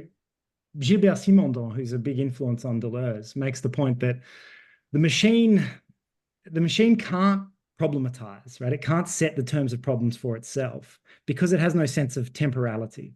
So as such, it has no access to virtuality. So it can only act on the basis of commands that are actually actualized and given to it, right? It has no sense of the virtual, which is to say it has no internal capacity for problematization. Where things get complex, right, is that Simondon, so this is really, Simondon is a figure who Deleuze draws on very consistently, right? And I think, you know, I mean, I think that Deleuze might be inclined to agree with aspects of this, right? For Simondon, this is not, the problem is not that of technology itself. The problem is that of our incapacity to properly think about technology, to kind of think about the meaning of technology. And Simondon here goes back a long way, right, to the kind of Platonic distinction between, episteme and techne, right? So this philosophical disavowal of techne, or technical knowledge, as the preserve of sophistry, sophists and so on, right? And episteme, pure knowledge, right, as belonging by right to the philosopher. Simondon, and this is an idea that's taken up by people like Bernard Stiegler and others, right, is going to see this as in some sense catastrophic, because it means that we're alienated from technology, right? We're not able to think about what technology does to us properly. So, you know, I hope that doesn't sound like too much of a hedging my bets kind of response, right? I think on the one hand, you know, it's absolutely true that the creativity of artificial intelligences, because of that lack of access to a sense of lived temporal experience, is a impoverished creativity. I agree with that. On the other hand, it's not necessarily the fault of technology itself. I can see the kind of line of argumentation that the important question is precisely that of what we are going to do with technology, and how we're going to understand technology, rather than letting technology in the hand of, let's face it, markets, ultimately determine how and when and in what ways we think, right? Which is not going to be thought for Deleuze, incidentally. It's going to be a kind of mindless cognition. That's the task. It's an ethical task, I think, that we face today. And I think, you know, it's unclear to me which way things are going to go. But, you know, yeah, I think I'm broadly, but yeah, go on. Yeah, I wouldn't agree that it's ethical. I think it's sensual. I think that the person who spoke to this issues was Merleau-Ponty. Mm-hmm. Stiegler's fine and well, but it isn't really a question of, we can't obviously put the genie back in the bottle. We can't put it back in the box, because it serves capitalism. It's going to happen as long as capitalism is happening. There's nothing we can do about it. The only thing we can do is encourage people to value what things feel like and not how they look and appear. To value not results, but the experience. To value skill rather than the product. So, I mean, I guess you could say those are values, but for me, I would say, coming from a Merleau-Ponty perspective, it's really about your experience, and therefore it's completely subjective. It really isn't an ethical thing in terms of the public right or wrong of something. It's more a quality of life and people having a meaningful existence. So I'm not sure that that's an ethical question as much as it is fighting back against everything that drains the meaning from life, and encouraging people to defend the meaning of their life against these things that would make them into consumer idiots. So, you know, I don't know that you can argue that with people, because certainly being a consumer idiot is, you know, very appealing, but, you know, I'm not sure it's exactly ethics. I think I'm actually arguing for sensuality. And I think that Merleau-Ponty was, you know, as a child psychologist, he was a loving and kind person who cared about what people were feeling. So, I mean, I think that's where I'm going with the philosophy, and I won't take any more time with it, but it is not a cerebral kind of question. It isn't about our thoughts. It's about how we value our experiences. I mean, I think that's very lovely. I think what you said there, and I think I'm inclined to agree with most of it. I think the relationship between, I mean, right, I see there's lots of other hands, right? So, you know, happy to like take other questions. But one thing I would say, right, is this relationship between capital and technology, right, is an interesting one. I mean, maybe this is us opening up cans of worms, but, you know, my sense is that at least in Marx, right, I mean, technology has a kind of, there's a kind of inherent valorization of technology as precisely that which disrupts, right? I mean, as precisely that which overturns a kind of habitual order, you know, and this is exactly where we might need to look for ways out of capital.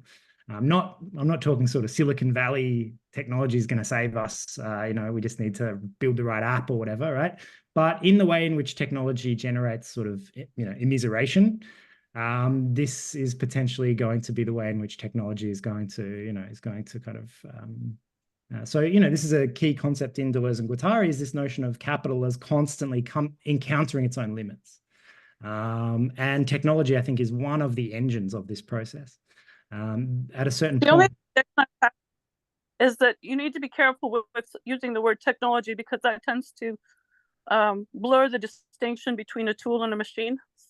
And mind you, the difference is, if I'm using a tool, that takes skill and that takes possibly training on my part, and it also is an experience that changes me as a person. It creates skill, and I increase my skill as I use a tool, and I become an expert at it. By the time I'm mature, I become someone who is knowledgeable and has wisdom and has experience. Whereas a machine is having the experience for you. It's doing it for you, and you are essentially their servant. You're just feeding pages into the Xerox machine. It's not an experience in which you come out with anything. It's degrading. So the difference between a tool and machine is an important one. So as long as we talk about technology, just please don't mix those two together, because in terms of this exact point that I want to defend, the human experience, they're actually quite opposite.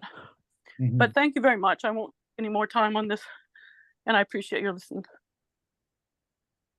Thank you. Thank you. Yes. Charles, go ahead. Awesome. Thank you. Yeah, I think that was a very insightful thing for you to have said. And I would completely agree with you that it is going to be a problem in the near future, the fact that you can create beautiful songs just by, you know, giving a little prompt. A little text prompt. I don't know if y'all saw there was new AI. They can do that, but nevertheless, that's neither here nor there regarding what I wanted to say. And I just wanted to introduce a concept that I learned fairly recently that I found very fascinating. This might be a concept that I've actually introduced previously on one of these meetup groups. I can't remember, but nevertheless, it is relevant to what you were talking about, Timothy, and that is regarding language and thought. So what this article was saying is that it's very easy to define language as nothing more than just a way to communicate ideas. Well, what this article went on to say is that it actually served multiple evolutionary purposes, one of which also being is that it actually provides a way to structure our thoughts. And I find that idea to be endlessly fascinating. I mean, since I read that, I've thought about it an innumerable number of times. And I find it to be most certainly true for me. At least I tend to see myself thinking in words in a sense, very linearly. I don't know if you all have that experience, but yeah, I just wanted to point that out. And also, I do kind of wonder, if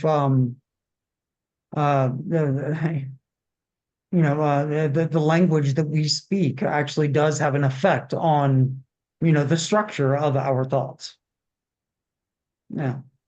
Yeah. I mean, I Yes. think Deleuze is certainly going to want to say yes. I mean, it absolutely does, but that this is not necessarily a good thing. So this is potentially problematic in as much as language and particular languages undergird or participate in the construction of particular social orders.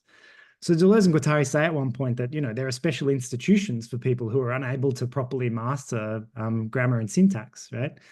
So, this is vaulting off of a kind of Lacanian definition of psychosis as an affair of language, an inability to use signs in the proper way, which is to say, in the socially sanctioned or acceptable way, right? So you're not properly thinking about what's real and what's not real in the way that's kind of expected of you by a kind of linguistic, socio-linguistic, which is to say political community. So again, to go back to, I think, it was the question from maybe Derek right at the top about Deleuze's attitude to language. He's going to want to say that certainly habitual cognition tends to take the form of propositions, right? This is a table, this is a glass of water, so on and so forth. It tends to be linguistic, and as such, in this respect, political.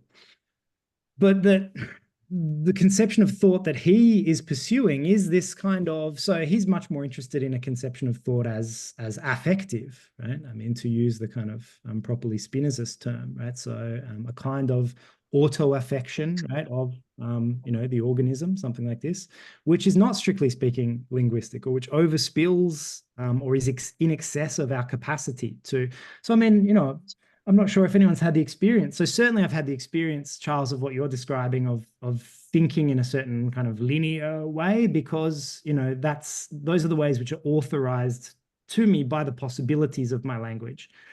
But I wonder if anybody has had the experience of trying desperately to articulate something which is in excess of our capacity for language. Something which is beyond our capacity as kind of social beings. This can be immensely distressing, potentially, but it can also be a condition of great creativity. So language doesn't seem fit for purpose to a poet who as such needs in some kind of way to do violence to the habitual use of language, needs to kind of reformulate it, make it non-linear as it is in, for instance, Proust or whoever else, Rimbaud, choose your poison. But, in some sense, it's precisely that linearity of linguistic semiotics which is restrictive and stultifying, but that other forms of thought are possible, are kind of imaginable. Does that make sense? Yeah, it does. Absolutely. I like that thought. Indeed. So this is something, Deleuze really comes back to again and again, is he really rejects, and it's worth noting that he's doing this, really during the high watermark of, what we might call the linguistic turn, right? you know, he's very hostile to any conception of thought and indeed of philosophy, which renders it purely an affair of propositional language or ostentive language or you know, or logic, right? He's quite hostile to analytic logic, right, as the kind of totality of philosophy. Why? Well, because philosophy needs to be oriented to these broader questions of genesis and emergence, right? So how does sense come to be generated? You know, rather than what is the sense of a given predetermined proposition of the order true, false, such as we might use in a language. He thinks that this is a puerile activity for philosophy to be dedicated to, right? Is this proposition true or false, and so on. He compares this to like a radio quiz at one point, right? Not a truly kind of philosophical activity.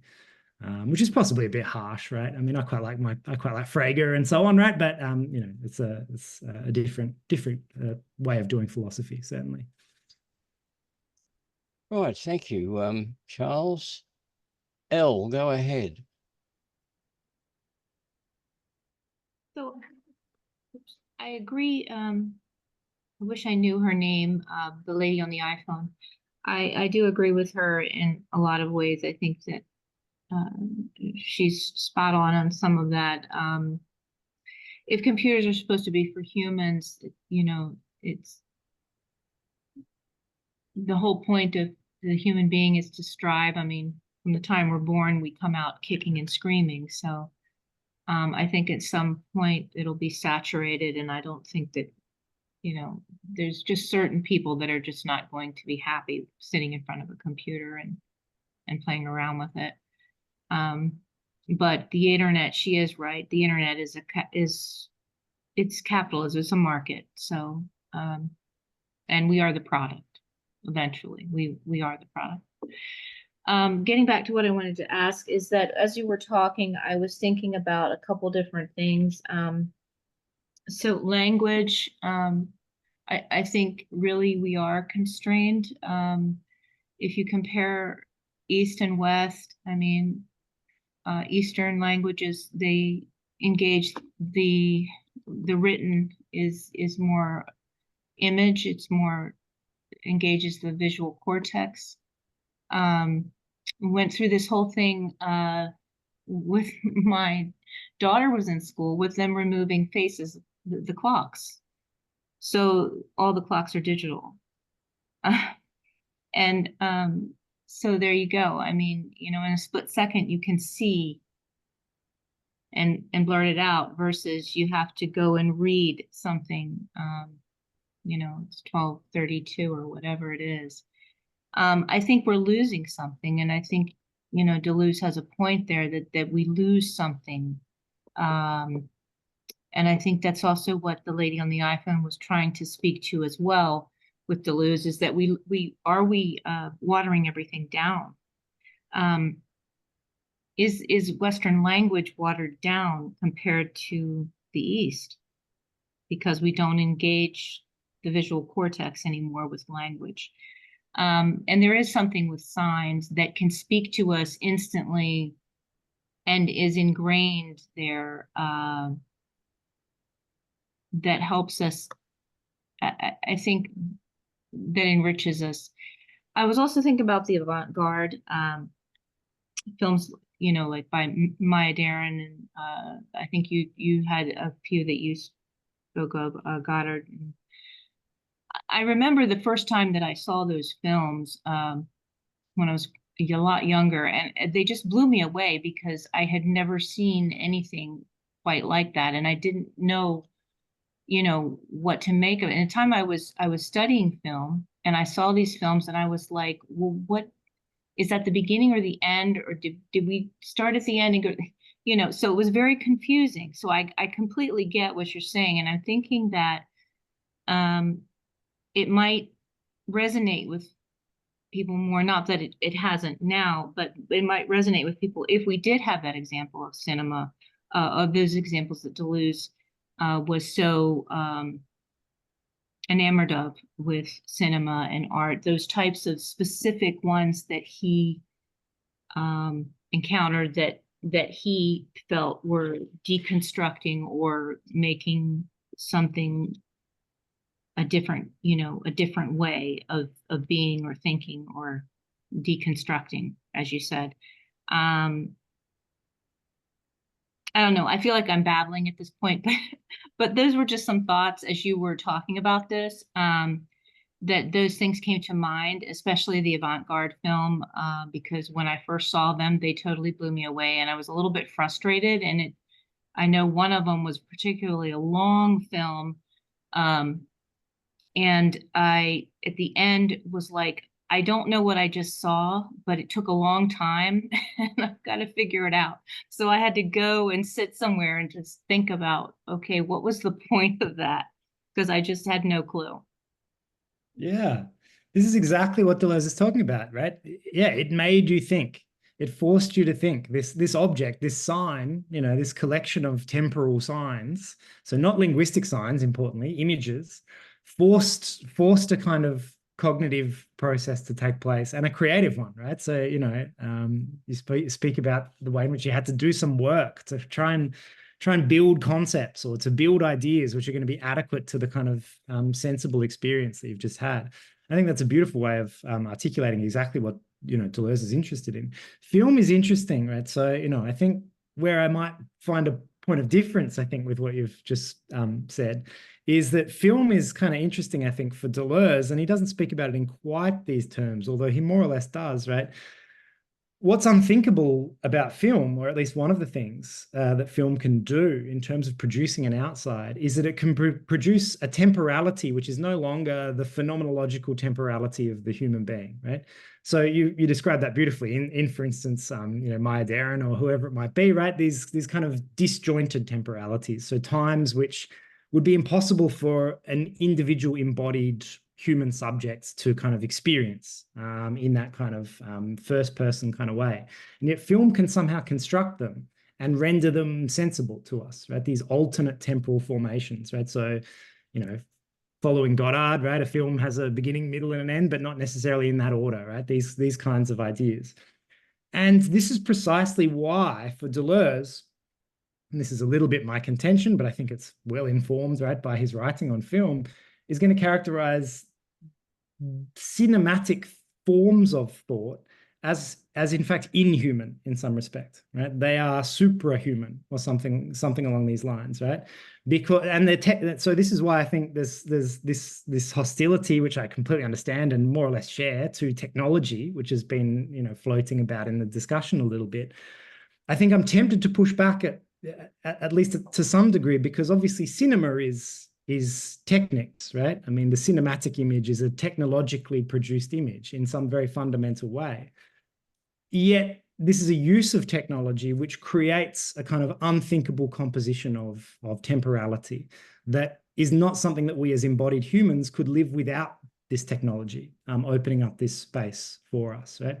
So this is why, I mean, you spoke about right at the beginning there, the human, and I should put my cards on the table and maybe characterize Deleuze, I think, more broadly. I mean, Deleuze, and certainly myself, I'm quite hostile to the concept of the human, right? At some level. I mean, I follow Foucault here, right? The human is a contingent concept. It's a product of, if we're talking about the human as anthropos, as studied by anthropology, for instance, it's the invention of a particular moment in the history of Western thought, particularly. So, Foucault famously says, right at the end of The Order of Things, that man is a very recent invention of the human sciences, produced in something like the 16th, 17th century. Before that, humans didn't self-relate in the same way, right? They didn't think about themselves as an object of scientific study, as a kind of anthropological proposition, right? That this is a kind of contingent moment in the Western tradition, and as such, it's a political one, right? It's to do with new dispositif of power. It's to do with new ways of controlling and structuring our experiences. So, in the reach to a kind of humanism, which I'm conflicted here, right? Because I'm also very, as someone who teaches in sort of liberal arts type contexts, right? I'm very tempted to reach for a kind of humanism, which seems to be very fast disappearing from the world, at least in some respects, at the hands of capital and technology and so on. But I think I'm quite dedicated to the idea that in some respects, this is a false move. We're clutching at a concept which was always already a concept of control. And we need to kind of orient ourselves more towards, so this is what Deleuze speaks about, right? We need a new form, the overman, right? Obviously a problematically gendered inheritance from Nietzsche, right? But the idea of something which is no longer the human being, no longer God, something which hopefully won't be as disastrous as these two former forms, right? And I'm quite committed to this idea, I think, that there's something. So, you know, the human historically, you know, the concept of the human has been used in this horrifically exclusionary way, right? I mean, there are people who, you know, so if you look at Kant's racial taxonomy or whatever it might be, there are people who are more properly or fully human historically and people who are less, and so on. And I'm quite convinced by the idea that this is always how the concept of the human has been deployed historically. Not always, right? That's far too sweeping, right? It's much more complex than that. But very often, this is how the concept of the human has kind of emerged and been applied. So Deleuze says, right, in a great text, which I think if anyone's interested in this question of, you know, how Deleuze might answer these questions about new technology, digital technology. The key text is about 2 pages long, and it's very readable, right? It's his postscript on the societies of control. And he posits there this idea that we live now in what he calls societies of control, and they're mediated fundamentally by digital technologies, right? I mean, I suspect that this surprises nobody, this thesis, although he did write it in 1991 or something like that. So relatively prescient, I suspect. One of the things he says there is he ends the essay, I believe it's the final line, by saying, it's not that things are worse now than they were in the past. I'm paraphrasing, right? There's no need to fear or hope. There's always, if you like, the same, you know, devilishly problematic forces trying to control us. The task is not to fear or to hope, but rather to look for new weapons. This is how he kind of ends the essay. And this is very much my commitment. I think we can get caught up in kind of forms of golden age thinking, which are unhelpful, that it was great back when we had, you know, good, strong humanism, you know, back in the, I mean, when, right? Back in the 50s, you know, I mean, you know, it wasn't a particularly great time depending on who you were, right?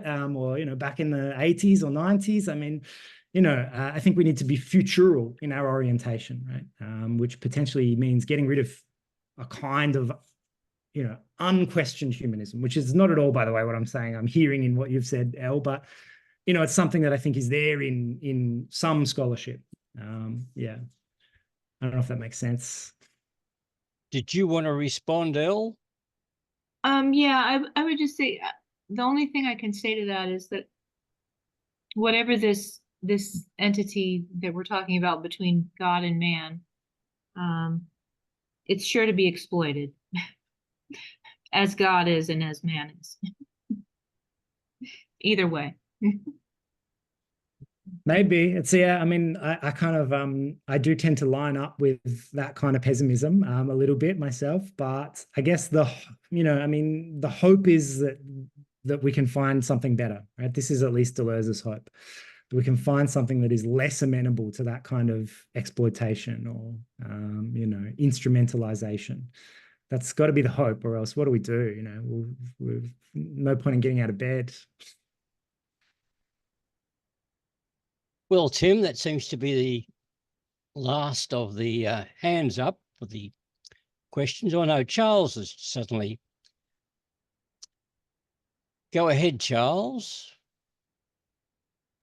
I'm still here, and I can still hear you guys. I'm sorry. I just have to, you know, cook myself some dinner. All right. Okay. Sorry to interrupt. No problem. Well, Conrad. Go ahead, Conrad. Just wondering, Deleuze, where does he think where humans are evolving towards? There's not a great deal of sort of explicit prognostication, right, in Deleuze. So he's not sort of writing recipes for the restaurants of the future to mangle Marx. He's not necessarily proposing any particular image of what humans will look like in the future.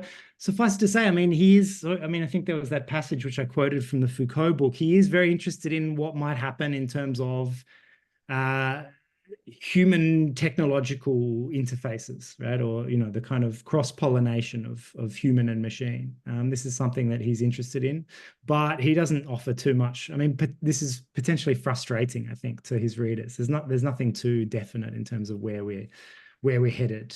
Either that's frustrating or that's good, you know, appropriate humility in a thinker, depending on your perspective. And this is what frustrates people about Marx, right? But I think this is exactly what Marx gets right, is, you know, refusing to prognosticate.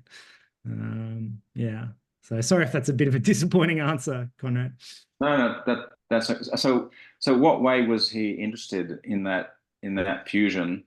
Was that more as like at what point in his life was that? Like in the late 80s or earlier?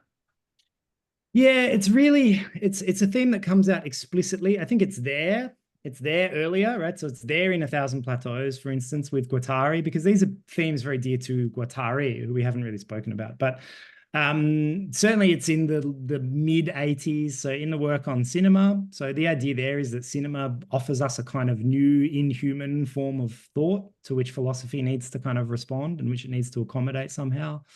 And, you know, further into the late 80s, into the early 90s, yeah, we get works like the Postscript on the Societies of Control, where he's interested in, so, I mean, there's diagnostic work going on there, right? He's interested in the ways in which technologies do all of these nefarious things. They surveil us and control us and so on and so forth. But, you know, there's never a complete pessimism. There's a sense that these forces are also going to be capable potentially of emancipatory, creative transformations, and so on.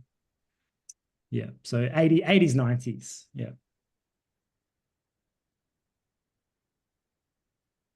Well, Tim, that looks like the end of the hands up questions. Now, James has reappeared. Go ahead, James. Nice. I was looking forward to listening to the other half of your paper. So can you summarize that for us? Sure. So, you know, I'll need to take off right shortly. But so it won't be an in-depth summary, right? But the idea essentially is that there you get really a very Kantian conception of time, right?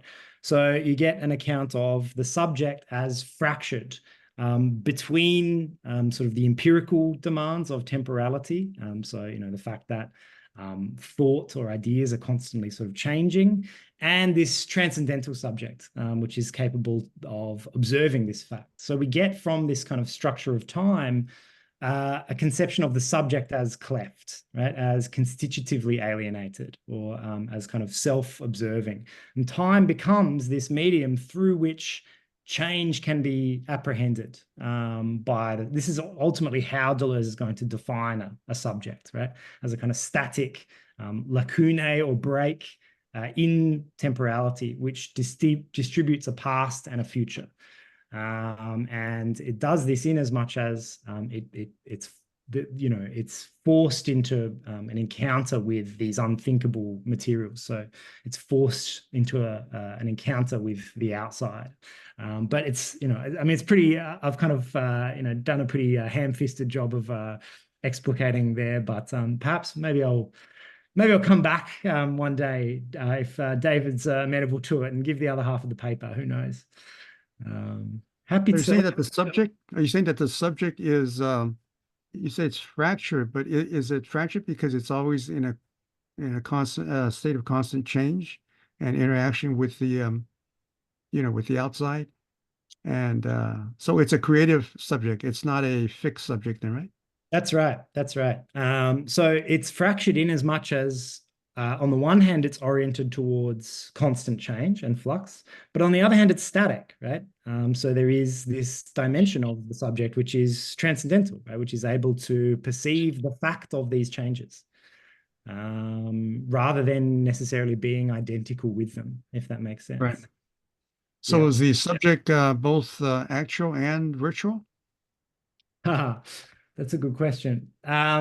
certainly the subject would be a site of the actualization of the virtual, right? So this would be, the subject would be a particular way. So Deleuze often will refer to the subject or define the subject as a gateway or as a space between two multiplicities.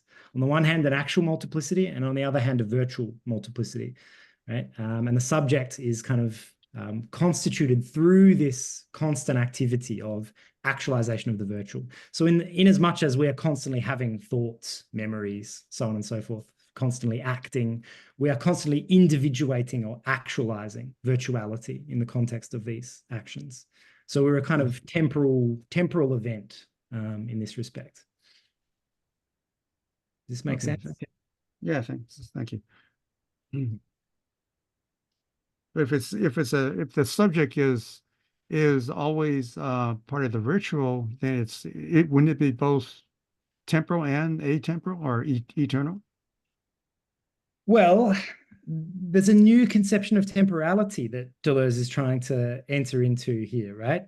Or trying to articulate, which is a temporality which is static, but not on that basis eternal necessarily. So the active synthesis of the future, right, which constitutes a subject, is a kind of static temporal form. Really at the heart here of this kind of idea is a criticism of the traditional way of thinking about time in Western philosophy in particular as a measure of movement. Right, so Deleuze will claim that this is an idea, that we've inherited broadly from the ancients, so from the likes of Plato and so on. This idea of temporality as cosmological, right? So time as a measure of the movement of the heavenly bodies, the moving image of eternity that we get in the Timaeus and so on. And the idea here is that Kant, for Deleuze, is instrumental in as much as he enables us to conceive of a new form of temporality, which is no longer subordinated to movement or a measure of moving bodies. It's a pure temporality through which we can apprehend change, conceived not as movement, but as the production of the new, something like this, as actualization. Right. Yeah, I use the word eternal because I think because it, he uses Nietzsche's idea of the eternal recurrence. Yes. Of the same, but he interprets it as a recurrence of difference. That's right. That's right. So this is the ethical dimension, right, to this account of the subject, is that it's incumbent upon a subject in order to sort of properly produce the future, to commit itself to a kind of Nietzschean ethics of affirmation and to a kind of eternal return. So to will the event, will difference, to return eternally. This is the idea. There's a kind of ethics tied up with this metaphysics of time. It's very complex and, in some respects quite bewildering, to me at least. Yeah, great. All right, thank you very much. Thank you, James. Go ahead, Derek. I think you're muted. Sorry. I'm trying to unmute myself. Okay, good, great. Yeah, okay. Yeah, I find the ethical dimension of temporality very exciting. Perhaps we can talk about it a little bit more. Husserl and Heidegger, of course, both spoke about temporality, which to me means, moving through time and space, and you have a diversity of space, but you're moving through that diversity of space in time, which is offering a diversity which challenges the individual to produce perhaps more values to cope with this diversity, which for me is the ethical dimension. So I'm very excited about relating this to Deleuze.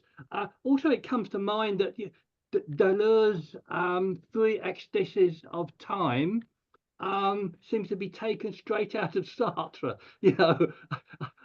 Past, present, and future. He talks about these quite, explicitly.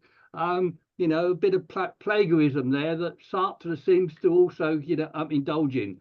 But I'm more, I'm interested about the ethical dimension, at least in terms of the developing in which the environment, which our facticity demands of the individual to produce those values, Yes. but in virtue of being in space and time.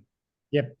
That's right. And this is as I think I flagged at the top, this is Deleuze's kind of Sartrean heritage coming through. I mean, in terms of that question of plagiarism, so they're both stealing quite shamelessly from Bergson, right? I mean, so, you know, Sartre is a adherent of Bergson's temporal philosophy, you know, from the beginning, right? And this conception of, so this critique that we get in Bergson of a long tradition in Western thought of spatializing time, right? So misrecognizing time as a production of qualities, in as much as soon as we spatialize time, in order, for instance, to measure it, we treat time as something which is divisible into discrete spatial units, which are as such homogeneous, right? They're interchangeable. So the moments of clock time, for instance, right? We treat different instants on the face of a clock as in some respects homogeneous. Whereas Bergson's critique, which is really at the heart of everything that that Deleuze does with time, is that in so doing, we misrecognize temporality as this production of qualities, right? As the creation of the new. So in spatializing time, we misrecognize temporality as creation or invention. And this is something that, you know, Deleuze is going to charge traditional conceptions of time, which are subordinated to movement, which sort of, you know, according to which time is simply a measure of movement. This is what they essentially do. They offer no, so, you know, we could have a perfectly mechanistic universe, right? If we understand time entirely in terms of the movement of bodies, right? We get a kind of Newtonian universe. But this doesn't give us a mechanism by which we can account for change and the new, right? Tied up with this, obviously, is this notion of an ethics of the new, right? That we have to kind of do some kind of work to break out of this habitual way of apprehending temporality or participating in temporality. And we need to understand temporality as a condition for the genesis of new modes of life, new ways of being, new ways of thinking. And this, Deleuze wants to claim, is, you know, historically what we are, philosophy, I should say, philosophers are notoriously kind of bad at doing. This is what philosophy kind of fails to do in this fairly systematic way for Deleuze. Yeah. Did you want to respond, Derek? Yeah, I mean, yeah, great. Yeah, I mean, I'm still trying to take the ethical dimension further, which is something I have to do myself, perhaps, by reading Deleuze. You know, incidentally, I mean, I don't know which side of the debate he falls on, but Barry Dainton has produced a fantastic work on the phenomenology of time entitled The Phenomenal Self. It's quite a fantastic work, I find. Yeah, I mean, I would just mention that. You know, I don't know which sides, you know, he's one of these people who clinically divides up time. You know, how long is the epoch of time which we, you know, experience, you know, that kind of, but he's got a whole book about it. It's quite fantastic, I think. Yeah, I'll have to look that up. Yeah. Yeah, okay. I should just flag, David, that I'll probably need to log off after. I see Conrad's got a question. I might have to log off after the next question or two. So I apologize. Yeah, but no, fair enough. I mean, yes, and well, the crowd can continue discussing. Yeah, I hope so. Yeah, I hope so. Yes. Okay, Conrad, go ahead. Yeah. Just wondering, what is your future? What are you planning to research in the future? Like, what's your main interest in philosophy that you're trying to figure out in your research and your, you know, your personal life?